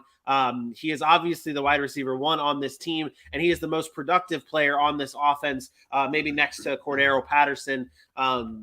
I mean, Drake London has been good and everything that they've hoped he could be through 2 weeks, especially through this game with the Rams. And a game that we thought would be the Rams bouncing back after a loss against the Bills, where they would just absolutely dominate from start to finish. Drake London was a part of the Falcons being able to keep this game closer than it should have been. What were your overall thoughts on the Falcons before we move on? Yeah, they didn't run the ball as effectively as I thought they would. They didn't get Cordero Patterson involved as much as I thought they would. I get it. They're trying to save him, but you're at a bad football team. You don't get to save your players. Like, you don't get to just rest Cordero, give 10 to Algier. No, like, Cordero Patterson's your best player. Give him the ball. They still don't know how to find ways to get Kyle Pitts the ball. That's alarming. And I know Arthur Smith came out and said, this ain't fantasy football. We're not worried about his numbers. We're trying to win games. Well, newsflash, you're not winning games. So why not try to get your best players to football? Kyle Pitts is a part of that. I think that's an issue that they need to look at, because 3 targets, that's not enough. It's not enough. If Kyle Pitts was Travis Kelce getting 3 targets, or Devontae Adams, which we're going to talk about later, not getting targets, we're going to question what you're doing offensively to get those guys the ball. When on other teams, you're seeing them force feed their players the ball. So he has to be more involved. Defense is still not very good in Atlanta. They're still a bad football team. I like that they're fighting, though. I didn't know that they would have this much fight in them. I thought they would get blown out a little bit more, especially early in the season. So I like that they're fighting. Maybe they're good for more than 2 wins, but they're going to always find ways to lose football games because they're a bad football team. So pretty much what I expect from Atlanta. Outside of, again, I do appreciate the fact that they came all the way back and were fighting in that game and never gave up. That is something to be said about that being a young team. So, but pretty much status quo with the Falcons. They're not very good. They're not going to win many games. Okay, fair enough. That does it for that game. Let's move on to our next game, which is next game on the list. It's the San Francisco 49ers defeating the Seattle Seahawks 27-7. This game, man, there's two directions I can go here to start here. It is Trey Lance obviously getting hurt and now being out for the rest of the season with a ankle injury. It was not good, and our thoughts and prayers go out to Trey Lance and have a speedy recovery for him. But Jimmy Garoppolo comes in 13 of 21, 154 yards, 2 touchdowns. I want to bring this up, and it was kind of, it's almost disturbing to me, like that he went this route, and I want to talk about it.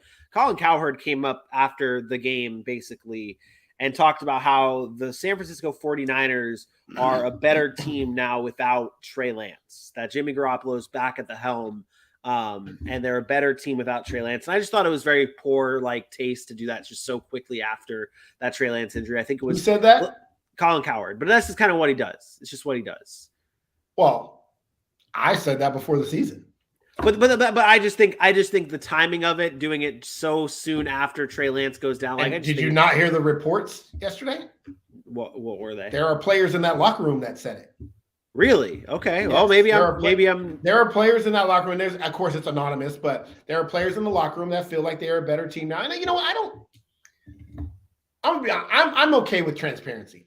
These are grown men. We get it's a team and it's a sport, but they're not stupid. They understand that their organization was trying to make a shift to a new generation of quarterback, to a future. And that's okay. It would be like if Malik Willis took over in Tennessee, and Tennessee's players might, you know what, we probably would have been a little bit better with Ryan Tannehill because of the experience and stuff like that. But we're moving in a new direction. And I think that's the mindset of the players. I don't think it's a knock on Trey Lance. I think we have to take it into perspective and say, look, I think we all know the 49ers are going to be a better football team from a competitive standpoint with Jimmy Garoppolo because the familiarity, the experience, they're still trying to grow, and Trey Lance still has so much to learn. So I agree with Cal. I think today the 49ers are a better football team this season with Jimmy Garoppolo. But I was not saying that he was wrong. I think his job is to analyze the game. Like, it's not about, like, you can be sensitive to Trey Lance's injury and still say, I think they're a better football team today. It's fair. I mean, I don't know. I know how emotional you are, Vinny, and I know you love the emotional side of the game, and that's fine. And I'm not knocking that. Because yes, it sucks for Trey Lance. And I've been a big advocate for Trey Lance. I think Trey Lance is going to be a good quarterback, but he's raw. It's going to take time, and he needs those reps. If we're not really being emotional and we're being honest with ourselves and having full transparency, I think Trey Lance is done. Trey Lance is done. How do you determine that based on not because of the fact that like he's done, like he won't ever see the field again, but I think I could be wrong. Maybe I'm wrong. I don't think Trey Lance comes back from this injury like Dak Prescott did. I don't think Trey Lance. I just don't. Again, all the factors I've already thought about Trey Lance, even before this injury. What does that have to do with coming back from an injury, though? Like I'm trying to understand. I think it sets him back even further. It's another hill that he is going to have to climb up from that I don't think he's going to be able to do. Like, sure, he may be able to see the field again and be a quarterback again, but I think this just adds another layer to why I don't think Trey Lance is going to be a quarterback in like 5-6 years from now. I don't think Trey Lance is a quarterback in the NFL. I don't get that. I don't get how an injury can make that determination.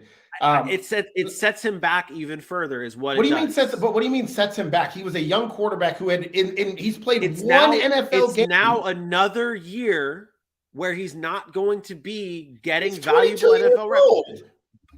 It's another year of him not getting reps at the quarterback position. Then you go into next year with the same conversations again of the doubt. And if Jimmy G is here, it's going to be like, is Jimmy G the starting quarterback, or who's going to be the starting quarterback? Like, Jimmy Garoppolo is not going to be there next year. But are you sure?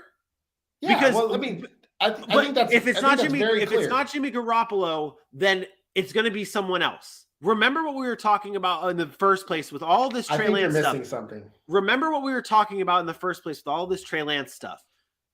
Kyle Shanahan, the reports are out there that he did not want Trey Lance as his starting quarterback. I don't think next year that they just dump Jimmy Garoppolo and don't bring any quarterback that is like that. I think that they could easily bring in someone who comes in and causes a little bit of stirring the pot of competition. I just think you're missing the point of what they invested in Trey Lance. It's not like he can't they have to give him an opportunity. They have to. I'm not saying he's not going to like play. I'm saying he's going to be playing. He's going to be on the field. But then what do you mean he's done as a quarterback? I'm saying in like 6 years after his first contract, after his rookie deal ends, they may give him a 5th-year option, whatever. But this doesn't have anything to do with the injury. This has to do with the way you feel Trey Lance is going to develop as a quarterback. I think with the injury, it doesn't help his odds. Like it does. Like he's already battling, trying to be a good quarterback. I don't think he's that good of a quarterback. Like I never played.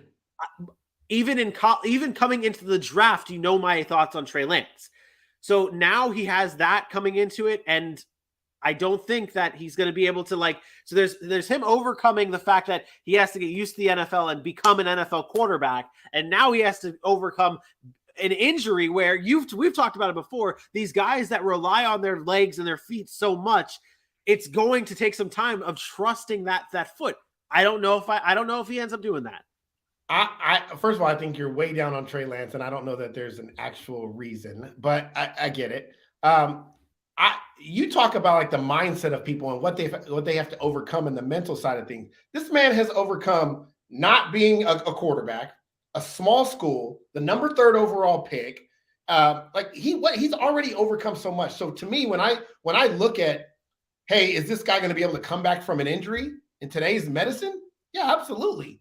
I'm not saying he's not going to be able to come back from the injury. And then you talk about, but that's part of it, because if he comes back from the injury and he's healthy, Dak Prescott, if he's a healthy player coming back from an injury, and there's no concern about injury, then what do you have the concerns about that injury? You don't think he's going to come back like Dak Prescott? What does that even mean? I have the concern that he's not going to be able, it is still hard. Even Cam Akers with the Achilles injury, coming back. We've talked about it before, where he came back and I'm not saying Trey Lance is going to come back too soon, but I'm saying that he's still. You've said this. You have even said this. He looks uncomfortable. He looks like he doesn't trust maybe his cuts or things like that. I can see that happening with Trey Lance. Yeah, a broken ankle is not the same, Vinny, as a torn Achilles. That is not the same thing. A broken ankle is a bone. A bone snaps, a bone goes back together. Yeah, but you still don't feel comfortable. There still could be a process of him not feeling comfortable on it. There is going to be a process for that. The difference also is he plays quarterback. I'm sorry, but Trey Lance was never going to be a 20-year starter in the NFL running the football only. He was going to have to develop as a passer, as will Lamar Jackson, as Cam Newton was supposed to do, as all those other guys have to do. So yes, there is going to have to be a transition from Trey Lance developing as a runner to as a passer. I think you're eliminating a good part of Trey Lance's game if he can't run. But can't run and being the same runner are two different things. Dak Prescott is not a runner. Dak Prescott runs when it's necessary. Josh Allen is not really a runner, but he runs when necessary. Patrick Mahomes, same thing. He has to develop as a passer. You don't think Trey Lance can develop as a passer. That's really what it boils down to. Well, I don't believe he could develop as a passer. So I don't think Trey Lance can develop. Saying it now doesn't change anything that you thought about him before, because it's the exact same thought before. In 6 years, you didn't think he was going to be a quarterback. You're right. It doesn't change anything that I have now, but it adds on to it almost reassures me that I think I'm going to end up being right with Trey Lance.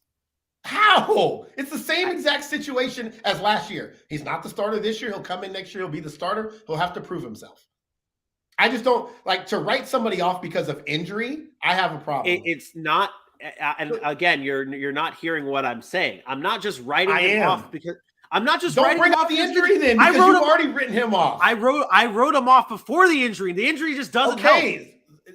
It doesn't hurt if you've already written him off. What is it? Does it add to it? Does it make it even worse? He was at -3 before. Now he's at -5. That's where we're at with Trey Lance. We're just continuing to go down. That's what I feel about Trey Lance. That's what I feel about him.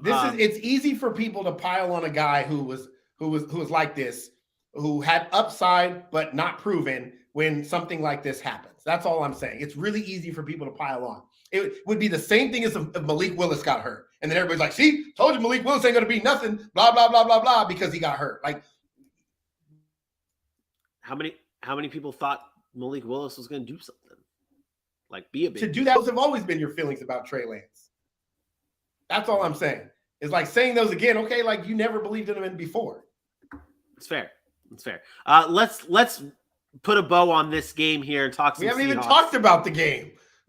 Yeah, we haven't even talked about the game. All right. The 49ers defeat the Seattle. You might be able to clip that just as an injury report for Trey Lance.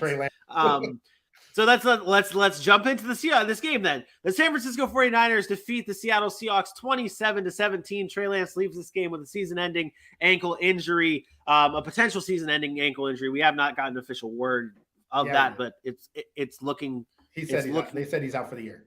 Oh, did they? Okay, so season-ending ankle injury for Trey Lance. Jimmy Garoppolo steps in, 13 of 21, 154 yards, 2 touchdowns for Jimmy Garoppolo in this game. What did you see? Let's start off with Seahawks then. Let's talk Seahawks. What did you see from the Seahawks in this game, if anything? It doesn't matter who the quarterback is. Only one receiver can be good at one time. It's either Tyler Lockett or it's either DK Metcalf. Doesn't matter who the quarterback is. But more so than anything, I was very disappointed in the run game. The lack of usage in the run game was just not good for me. 6 carries for Rashad Penny, 4 for Ken Walker, and then 2 for Travis Homer. Like you get rid of your quarterback. And you go to this, I want to be a run-first football team, play action, and then Gino's the one who's doing all the work. I don't get it. I know they didn't have the ball a lot. I know that the 49ers kind of dominated time of possession. They only had the ball for 20 minutes in this game. But I think it was important for Seattle to come in every game and establish a running game, and they didn't. So as I told you, after the game against Denver, like Gino played great, like calm down. Because next week he could not play so great, and he didn't. He didn't play well at all. I thought he just missed a bunch of things he should have had. His completion percentage was great, but a lot of it was small, short stuff. He wasn't able to push the ball down the field. Seattle's offense is going to struggle this year. They just are. Geno Smith is not dynamic enough offensively, and this is why I was and I'm not trying to say that Geno wasn't the right choice, but this is why I was an advocate for Drew Lock, because yes, Drew Lock can throw the interceptions and look like a bum, and he's not very good. But there's one thing Drew Lock has, is confidence and his ability to throw the football down the field. And he will take those chances. And I'm sorry, but a team like Seattle has to be that. They have to be aggressive and have to take chances because they're not super talented overall in their roster. So I thought that Drew Lock would give them more opportunities to make plays down the field to DK Metcalf and to Tyler Lockett versus Geno being the smart guy that he is, just checking down all the time, taking the punt when necessary. And I don't think that was the kind of team Seattle needed to be. So those were my concerns. They're still my concerns. And Seattle is going to struggle to score this year. I need to bring this comment up just so I can nip this in the bud right now. This is not a hot take, Bailey. This is not a hot take to say like this. It's not a hot take. Pete Carroll's 80 years old, damn near. Yeah, like he can retire at any time. The dude is decrepit and dead right now already. He's walking like dust. Like if he retires after this season, it like sure, like call it. That's fine. Everyone might call that. Like it would not surprise anyone if Pete Carroll retires at the end of the season. Like he is decrepit. Bailey be thinking he'd be having the hottest takes. I think the player of the game here will shift back over to the San Francisco 49ers side of things. And I give the player of the game to the new number 1 running back in San Francisco and Jeff Wilson Jr. Obviously coming in replace of Elijah Mitchell, who got hurt last week. He comes in 18 carries, 103 total yards, 2 receptions. This game wasn't like a big game of like guys who just balled out. But with what Jeff Wilson did now coming in to be the starting running back, he was efficient. He was productive. He did what he had to do. He is my player of the game. You be getting the player of the games all wrong, man. Why? What is it? What is wrong? There should have been nobody else player of the game except for Jimmy Garoppolo. Not expecting to play, come in and do what he did and lead them. First drive, boom, boom, boom, touchdown. Like, come on, man. Jeff Wilson had a regular ass day. Jeff Wilson had a good day after not being named the starter and now coming in and being the starter. That's what it is. He's been a starter before. He has not been a starter before. When has Jeff Wilson been a starter? Jeff Wilson has started football games before. Okay, yeah, but like he hasn't. But it's always been him coming in like after someone. He's never won a running back job. He didn't win this job. Somebody got injured. What's the same way That's the same way he got. That's the same way he got the starting job last time. That's the point. That is my point. Let's move on. He knew he was going to play. He knew he was going to start the game. Jimmy Garoppolo knew he was going to play eventually. But not in this game. I don't know. I think every game he's like, I'm probably going to go in. Trey Lance is going to suck, and I'm going to come in. You stay picking the wrong player of the game. I try my best. It's good conversation. Next team, next game on the list. It'll make you happy. Hopefully make you feel a little bit better. It is the Dallas Cowboys behind and led by Cooper Rush, defeating the defending AFC champion Cincinnati Bengals 20-17. The biggest highlight of this game is that little note I put down there. Joe Burrow sacked 6 times in this game. Just he keeps getting buried behind his offensive lines. Joe Burrow, including the Super Bowl game, now has been sacked a total of 20 times in 3 games. 20 times in just 3 games. Joe Burrow has been sacked. This offensive line cannot protect him, including protecting him against my player of the game. Hopefully I got this one right. Michael Wilson. No, you didn't get it right. Son of a bitch. Didn't change it. Scratch that. Yeah, either way, you're not right. See? Honestly, dude, I'm going to be completely honest. Pulling the curtain back. I am doing these graphics as we are doing this show, like literally trying to get a game. I'm right now, I'm a game ahead of these graphics. So like, I'm just pumping them. Okay. You're lucky that there's graphics here. But Bengals offensive line problem. Is this something that can be fixed? Do you think the chemistry between, what are you doing? What's wrong with you? Are you serious right now? Are you fucking serious? What? My team just went and beat the defending AFC champs, and the first thing you want to talk about is the offensive line of the Cincinnati Bengals and just skip over my Dallas Cowboys? Are you serious? No one cares about Cooper Rush, and no one cares about the Dallas Cowboys right now. Let's talk about it. You want to talk about? Forget the Cincinnati Bengals offensive line. 2 weeks in a row, we know they suck. Where was Joe Burrow in this game? 199. Where was Jamar Chase? Where was Jamar Chase in this game? Where were Eli Apple and Chidobe Awuzie? Because weren't they supposed to be some good corners last year? Number 1 PFF. We got our secondary is legit. We drafted Dak or Daz, whatever. What's Daxton Hill? Daxton Hill. We got Von Bell. We got who's that? Jesse Bates. He over there on Snapchat with Dylan. And you let Noah Brown go 5 for 91 with a tutty. CeeDee Lamb another 7 for 75. Tony Pollard added 55 on the air. Cooper Rush went 19 to 31 for 235 and a touchdown with a 78 QBR rating. That's better than half the damn starters in the NFL this week.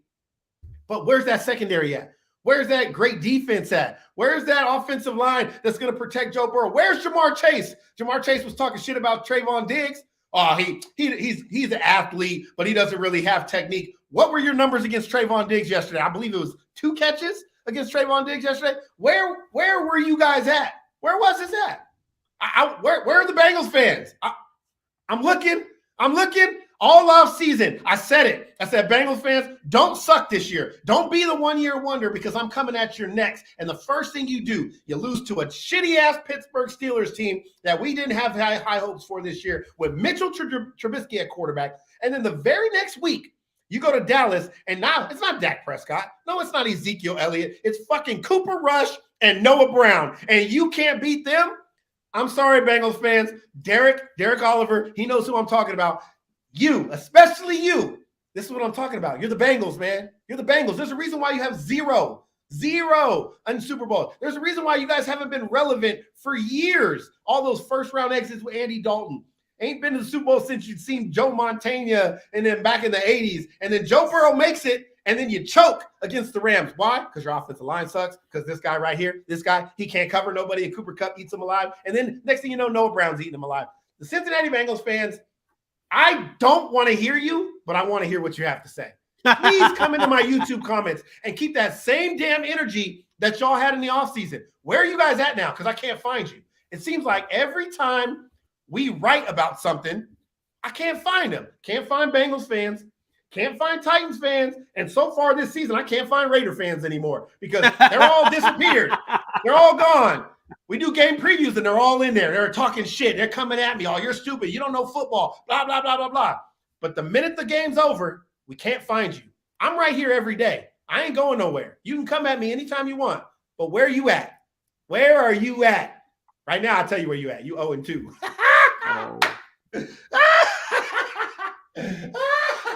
Oh, the Bengals suck. I love it. The Bengals suck. I love it. I'm just happy I predicted the Bengals missed the playoffs. Don't worry, guys. Joe Burrow's a winner. Yeah, he didn't win yesterday. He did not. He was flat on his back is where he was. That's what happened.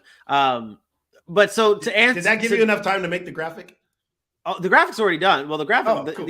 yeah, I finished my mess up. Yeah, I finished my mess up. The player, the player of the game. Oh, that's not it. I loaded it. Oh my God! There it is. It's here. Still messed up. I didn't delete it. It's this StreamYard, dude. This StreamYard doc is a mess right now. It is so sloppy.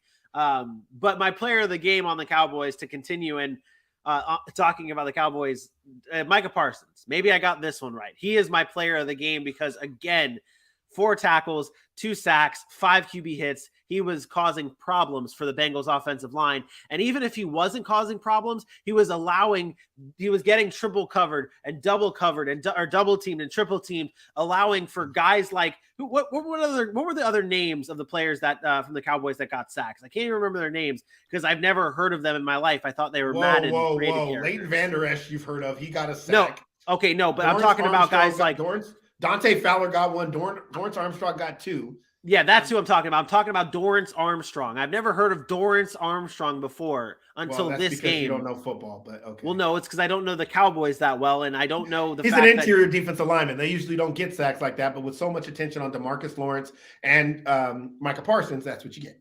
Well, that's what I'm saying. That's why I gave Micah Parsons player of the game. If you were to give a player of the game out, who would you give it to? Because obviously, I get it. To me, it was easy. Micah Parsons is great, but I expect that from Micah Parsons. By the way, he is going to be one of the generational talents of football players. I forget the position, football players, because he is that special. I remember someone being really high on him around the draft time and saying that he was going to be that great. This? So did I. We all did. No.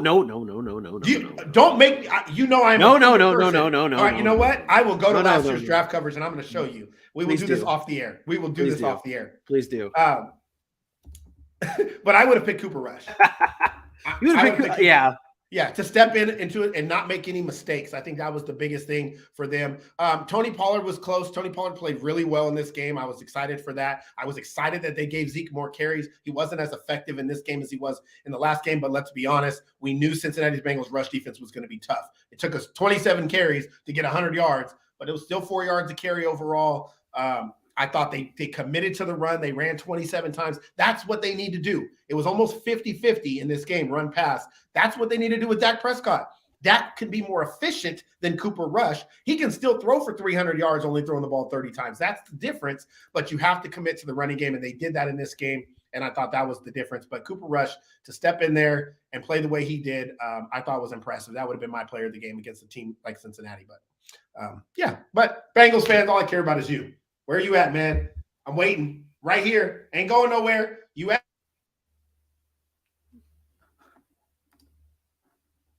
What a freeze frame. I know you can't hear me because my internet just went out, but consistency is all I ask for. What a freeze frame. You were frozen like this. Like just frozen like that. Like, oh, and we knew, and everyone knew where you were going with that, where you were going. So so the Cowboys defeat the Bengals 20-17, led by Cooper Rush. The next game on our list is the Denver Broncos defeating the Houston Texans 16-9. Aaron, you just threw up that less ride, but is he really riding? I have no explanation for these Denver Broncos and what's going on, other than I'll say it again. I still think they're in preseason. They definitely are not a cohesive unit, but this is 2 weeks in a row that the Houston Texans defense has showed out. Like, I don't know whether really to attribute it to the Denver Broncos being bad, because I know they were bad in week 1, but they were able to move the ball. They were able, like Russell Wilson, despite not scoring a lot in week 1, they were 300 yards passing. I mean, they were moving the ball up and down the field. Javonte went off. Houston's defense is it's different. This team is one that is going to be tough to deal with, man. That defense has some good young talent.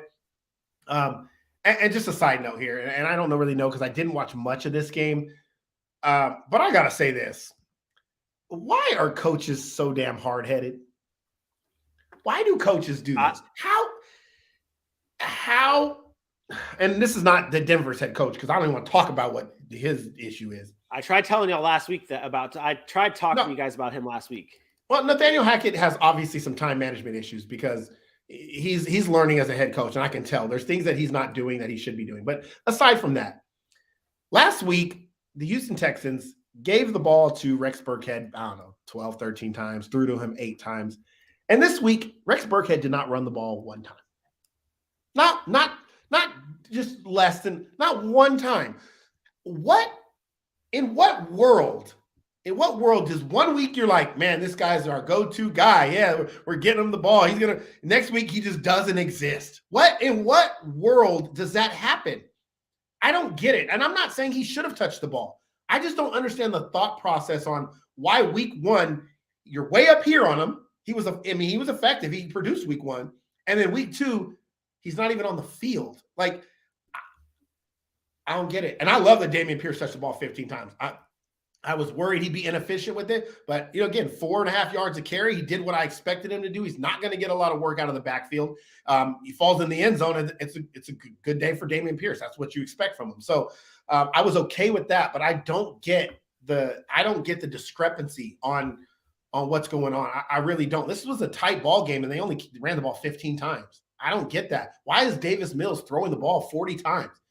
Davis Mills is not Patrick Mahomes. They could have won this game. Like, they seriously could have won this game against Denver. Yeah. They stopped running the football, and I don't understand these teams. I don't get it. Sorry, that's all. Yeah, I agree. I think this we were high on Davis Mills last week. We talked about him last week, and this is not to be down on Davis Mills, but we saw where Davis Mills is at in this game, like where his level of his growth, where his growth tracker basically is. Mac Jones. He's a better. I think he's slight, maybe like Mac Jones and Davis Mills are like here and here. Like, that's not like they're interchangeable. But either way, the Texans did put up a fight against the Denver Broncos here, but the Denver Broncos ended up winning on the shoulders of a great performance from Courtland Sutton, 11 targets, 7 receptions, 122 yards, no touchdowns. You're shaking your head in the background thinking that I got this one right. Maybe I did get this one right. Courtland Sutton is my player of the game because with Jerry Jeudy going down, Courtland Sutton stepped up and became the number 1 wide receiver for Russell Wilson and making your fantasy predictions come true. Well, he was the number 1 in that game before Jerry Jeudy went down. So, and the number 1 before that too. He just didn't have the number 1 day last week. Courtland Sutton is the number 1. He's the better receiver of the 2, to be honest. Pure receiver. This is what I expect from Courtland Sutton going forward. He will be the number 1 receiver for Denver. I think he is the most talented. I think he gives you the most versatility. He's the red zone threat. Can run from 20 to 20, but then also a threat in the red zone. He's a very talented wide receiver. Yeah. And he definitely was the player of the game. Yeah, agreed. Any last notes before we move on? I'm not worried a little bit about Denver, but not a whole lot. Their defense is really good. So they'll be in games, and I think that offense will eventually get things going. I think Nathaniel Hackett has to learn how to balance being a head coach and an offensive mind, and I think that's what he's struggling with right now because time management hasn't been great. And then they've had a lot of mistakes. So I think the mistakes have really hurt them, whether it's turnovers, whether it's not great on third downs, 3 for 12 on third downs. That stuff's not great. And then, again, we talked about the penalties. They had 13 penalties yesterday. Can't win football games with that against good football teams. So they got to knock the penalties off. And that goes back to coaching and discipline and things like that. Agreed. The next game on our list, it is going to be the Arizona Cardinals defeating and coming back to defeat the Las Vegas Raiders 29-23 in overtime on the back of some great plays, magical plays, I should say, from Kyler Murray, and the Raiders just falling short on a Hunter Renfrow fumble. It was a scoop and score Hunter Renfrow fumble from, I believe it was Byron Murphy who got the scoop. Isaiah Simmons got the forced fumble. It was the second fumble on that drive by Hunter Renfrow. First one obviously got recovered. Second one, not so fortunate. The Cardinals win this game 29-23. The Raiders blew a 20-point lead against the Cardinals, their largest blown lead in team history. Aaron, your takeaways from the Raiders in this game? Offensive line's not good. That's a problem. They can't block themselves up to run the football to close that game out. Josh Jacobs, they gave him 19 carries, which is exactly what I expect, right? He's the workhorse there. He's only able to get 69 yards. That offensive line's not blocking very well. But my biggest concern is that Davante Adams, the connection there just wasn't there. 2 catches, 12 yards, can't happen against a secondary that just allowed Kansas City to give Mahomes 5 touchdowns. And this is what I was explaining before with Derek Carr. I think Derek Carr is a good quarterback. I really do. But he's always the same. He doesn't have that next level. He's a good quarterback. He doesn't have the elite in him. And I don't care what weapons you give him. He has arguably 3 of the best weapons in the NFL. When you talk about slot receiver in Hunter Renfrow, tight end in Darren Waller, and best receiver in the game in Davante Adams. And it looks the exact same. It looks the exact same. 23 points, 250 yards, couple of touchdowns. Didn't play poorly, but didn't play excellent to where what you expect when you add a piece like Davante Adams. So the Raiders defense was impressive for most part of that game. I thought they played really, really well, but that offense kind of let them down when they were up big and they couldn't close it.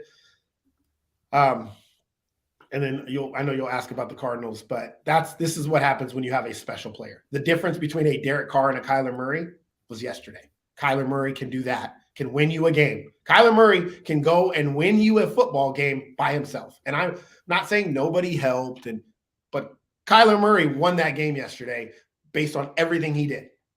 He had his mistakes, but when it mattered most, he did the things he needed to do, and that's the difference in quarterback play. I agree, and we'll shift over to the Cardinals side. They played perfect football. I shouldn't say they didn't play perfect football, but when it mattered, Kyler Murray really stepped up, found his receivers, finding AJ Green, finding Hollywood Brown, finding his receivers to make plays. He was my player of the game. I'll just start right there because he deserved 31 of 49, 5 carries, 305 total yards, and 2 touchdowns. I feel like the stats don't even do it justice because of how good Kyler Murray looked yesterday and how impactful he was in this game. 82 total yards ran on just that 1 2-point conversion for Kyler Murray. 82 yards of scrambling. 82 yards total of just scrambling in one play. Like that's not even a statistic. Like you can't even like that doesn't show up on the stat sheet. On the stat sheet, it just shows up as like a 2-yard rush for the 2-point conversion. But he ran a total of 82 yards. Technically 7. Okay, so 7. But he ran a total of 82 yards on the scramble alone. Like that's how much Kyler Murray was doing whatever it takes to like survive in this game and to keep and get the Cardinals the win. I don't know if it was because the beta for the new Modern Warfare came out this week or what, but Kyler Murray was firing on all cylinders and said, maybe, hey, I know the new games came out this weekend, but I want to show everybody that I'm that dude. I'm a dog, and it doesn't matter about games. I am all. You must have watched some extra film. Maybe that's what it was. What are your takeaways from the Cardinals side, though? I still have my concerns. Cardinals are not very good. I'll be honest. Kyler Murray is special. I still worry about the defense. The defense didn't play well early. They did pick up late, but I thought a lot of that could have been attributed to the Raiders' offense kind of getting stagnant. I don't know what to make of the Cardinals, man. I think both of these teams are right now kind of in this middle of the road type, like I don't know. I think the Cardinals are just going to be like an 8-9 football team. Like I think that's what they are. They're like going to win some games like this, and then they're going to lose some games like last week. And I don't really know what to say. And I don't normally want to bring up Bailey's comments because he's always to the extreme. And I don't know about sucks or I'll keep saying it or whatever. But Cliff Kingsbury has got to figure some things out because the 2-point conversion that Kyler did that miraculous play on, they got a penalty for a delay of game. I'm sorry, you can't. That's to tie the game. You can't do that. I don't know. I was actually going to ask you about that because I know that like the delay of game penalty happened, and I know it just sounds absolutely absurd to think that it was on purpose, but it was not on purpose. They were not. But hear me out though. Did you watch the 2-point? Did you watch that play? Yeah, I did. Like I watched that entire. Yeah, so game. It just looked to me that like it was almost planned. Like there was no emotion whatsoever from Cliff Kingsbury and the coaching staff, like, or Kyler or anybody when they got that delay game. There was no sense of urgency. There was no nothing on that play. That's the problem. It just doesn't make sense to me. Like, you're not planning. There is no coach in NFL history that is going to plan to take a delay a game on a 2-point conversion where they now need 7 yards instead of 2, because it eliminates your playbook. From 2 yards, you can run the football. From 7 yards, you can't. So it doesn't like mean like they. No, there's an old saying in the NFL, like the closer you get to the end zone, the harder it is to score. Because the defenses use the back line, the boundary line as an extra defender and all this stuff. But when you're talking about a 2-point conversion play, every organization, every coach at every level of football coaches 2-point conversions, in my experience, the same way. You take your best play that can get you 2 to 3 yards, and you have a couple of variations off of that, and that is going to be your 2-point conversion play. This is the play we know we can do with. And in the NFL, you get a couple of variations off it because you have a run off of it, you have a pass off of it, and maybe some trick, to get into the end zone. From 2 yards, you're not practicing that from 7 yards. So from 7 yards, you eliminate the running game because you can't even run a draw there. You can't run play action there. You can't do anything because no linebacker is going to bite on the run because they can sit, they can watch you hand it off, and then they can go attack, and they're still going to have enough time to get downhill to stop that run. So you put yourself in a pass-only situation in that circumstance, which eliminates half the defense or half of what the defense has to worry about. No coach that I've ever met, that I've ever had a conversation with, that I would take a delay of game penalty on purpose to go 7 yards back from the 7 instead of from the 2. None. If there's one out there, please be in the comments and let me know what the mindset is. I would love to be educated because it makes no sense to me. I guess, I mean, that you make some fair points that I just don't, it just looks so weird that there was no sense of urgency whatsoever that came from them on that. Well, I will say this. If you didn't get the play call in time, if you didn't get the play into the quarterback in time, maybe you weren't sure which play you wanted to run, whatever, even though, again, 2-point conversion, you should know. The one thing you don't want to do in that circumstance is rush. Get to the ball, snap, be in a rush to snap the ball, and then something go wrong, because we all see what happens when quarterbacks are in a rush. There's false start penalties. There's bad snaps. You don't want to be in a rush. You want to make sure you have the play you want and you get enough time to look at the defense. That could have played into it, where Kyler got to the point where we're not getting this play off. Let's just take it and get the play we want to get. But that throw, that play was not easy. 2-point conversions are supposed to be somebody's wide open. We got that play design that they had for that 7-yard pass. That was not an easy play. I would argue that 90% of the quarterbacks in the NFL do not make that throw and complete that pass, and they lose the game. So to me, saying that it was planned, I can't. So weird. It's so weird. Go there. Damn it. Yeah, I didn't know where you were going with it. I said unless I hear Kingsbury say it was a plan, and then I would want to know what the reason why is. Because if he can't tell me why, then I think he's full of shit. That's fair. So any last thoughts on this game before we move on? Again, Kyler Murray, player of the game here, by the way. Just play the game, Kyler Murray. We'll move on to our final game. It was a Sunday night football game. Man, we've been rolling on this. Can't wait till bye weeks. So this is a lot. The Packers defeat the Chicago Bears 27-10. Aaron Rodgers continues to haunt and torment the Chicago Bears. He was 19 of 25, 234 and 2 touchdowns in this game. They've just been unbelievable after losses. I want to start with the Bears, though. We'll talk about the Packers, but I want to start with the Bears because there's been so much Packers talk in the media. Justin Fields in this game, 7 of 11, only had 11 pass attempts. Is that a problem? Yeah, that's exactly where I was going. They didn't have the ball a lot because they couldn't stop the run, which didn't help. Again, it's kind of like Seattle. But Seattle didn't have the ball a lot, and Geno Smith threw 30 times. Think about that. And then the Bears didn't have the ball a lot, about the same amount of time, and Justin Fields only threw 20. I'm sorry, man. If this is your franchise quarterback, you gotta be more. I get the Bears were running the ball really effectively. They did. David Montgomery had a really good day. Khalil Herbert was running, but you were behind 24-7 at the half. Justin Fields threw the ball 11 times. That's not. your defense is not good enough. You're not good enough as a football team. You got to let Justin Fields develop. This is almost as bad as Matt Nagy not putting Justin Fields in good spots. Like, you have to let him develop. You come from a rain game where he can't throw the ball a lot because it's a monsoon, to a nice, pretty clear night. It started drizzling a little bit in the second half, but it was pretty clear for the most part at Lambeau Field. And you give him 11 throws. How do you ever expect him to develop as a quarterback? And I get it. He also had 8 carries. Some of those were on scrambles. That might have been 15 throws or 20 throws instead if somebody could get open. But I don't get it. Where the hell's Cole Kmet? Where the hell's Darnell Mooney? Where are the weapons? Like, 7 completions. What is he, Tim Tebow? Like, last week was we saw the Trey Lance. He had the fewest pass attempts in the league in the NFL last week in that just mud bowl game between the Bears and the Niners. This week, Justin Fields in perfect conditions threw less than what Trey Lance threw last week in that shit bowl game. That's where I wanted to start. But let's shift over to the Packers side of things. Aaron Rodgers obviously helps get the job done, but this Packers attack was led by their rushing game.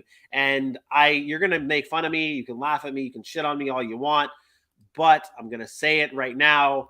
I picked 2 people for the players of the game for this and grouped it and lumped it together because of how I was so impressed by the rushing attack and the ground game from the Green Bay Packers, the group effort of Aaron Jones and A.J. Dillon. Maybe, sure, it should have been just Aaron Jones, but I gave it to them. Always do this to me. Why? What did I go? Where did I go wrong? Would you have given it to Randall Cobb? No, it should be Aaron Jones. Why is A.J. Dillon on this list? A.J. Dillon did nothing. I think he did, though.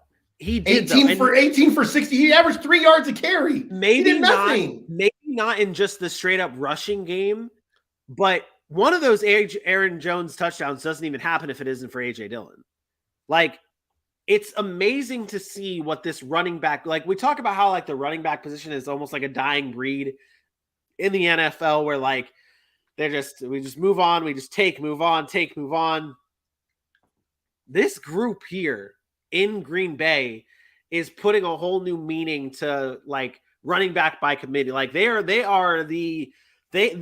running back group here in Green Bay is the standard of what your running back by committee should look like, and how like I don't know what the word is. How complimentary these guys are for each other. And it showed in this game where the Packers offense didn't look that great. The Packers didn't look that great in this game, but the rushing attack did, and that's what led them to this victory. And that's why I gave them both the player of the game. What did you see from the Packers in this game? I thought their offense looked good. I don't know what you're talking about. I thought they were efficient. I thought they were good. The only thing I would say that wasn't great was the offensive line holding up against Aaron Rodgers. I thought the pass protection was a little bit shaky, but for the most part, I thought their offense looked fine.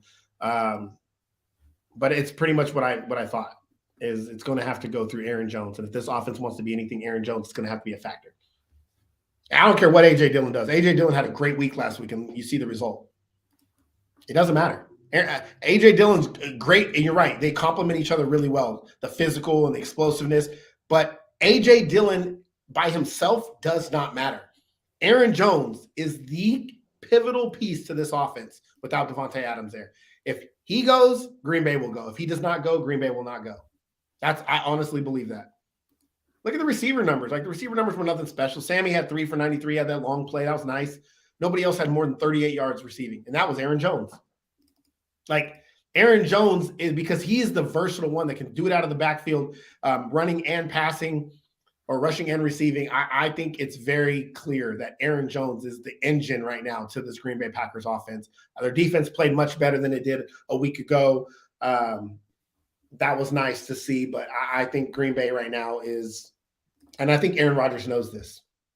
I think Aaron Rodgers knows it's Aaron Jones, and I think Aaron Rodgers, when they ran that, they talked about on the broadcast, when they ran that Aaron Jones in motion, shovel pass, he went to the end zone. Aaron Rodgers looked at Matt LaFleur and like pointed at him. I think Aaron Rodgers saying, "Told you, make sure this man gets the football." Like, Aaron Jones is a beast. And I think that you're going to see more and more of it as we continue to go. And A.J. Dillon should continue to out-carry Aaron Jones. because you're going to need Aaron Jones in the out of the passing game. But yesterday, 18-15, 15-13, 19-16, like those should be the numbers every single week for the Packers. And Aaron Rodgers will dominate again because efficient-wise, when you have to worry about that run game and you have to bring guys up, there is no quarterback in the league that's going to pick you apart better than Aaron Rodgers. No argument here on that. That's how that we talked about it during the offseason, how at the end of the season we think that Aaron Jones is going to be like the leading receiver of this team. Like that's how it should be because he's the most talented guy. And I did something for you. It was the first time in history I went double player of the games. It'll be the first time in history I pivot on a player of the game. And just for you, Aaron Jones, the player of the game, to cap off our week 2 coverage. 170 total yards, 15 carries, 3 receptions, 2 tutties for Aaron Jones to cap off a great Sunday of football. The Packers defeating the Bears 27-20. That does it for quite a long episode of the Sack City podcast as a whole. We appreciate everyone tuning in. I apologize to Aaron for having to clip all of our long recaps that we just did. Poor control on my part. I digress. It was good to talk about all these games. You got to apologize to me. I'm good. The longer the recaps being longer doesn't do anything for me. Okay, go to the beginning. Right. I go to the end. Clip. Beginning, end, clip. It's good. All right. Well, we enjoyed it. Hope you guys enjoy it as well. We appreciate everyone for tuning in. We'll be back again tomorrow for a Monday Night Football recap episode, as well as a fantasy football episode, talking about some waivers, talking about some what happened in week 2 and looking ahead. So much coming up for the Sack City podcast. You're not going to want to miss a single second. Yep. This is fantasy football. It is. Ride the wave, baby. Saddle up and ride the wave. We'll have more talk about that tomorrow live at 10 a.m. Eastern time. Until then, for my best friend Aaron Mukes, I am me. We will see you tomorrow. Peace out, Bengals fans.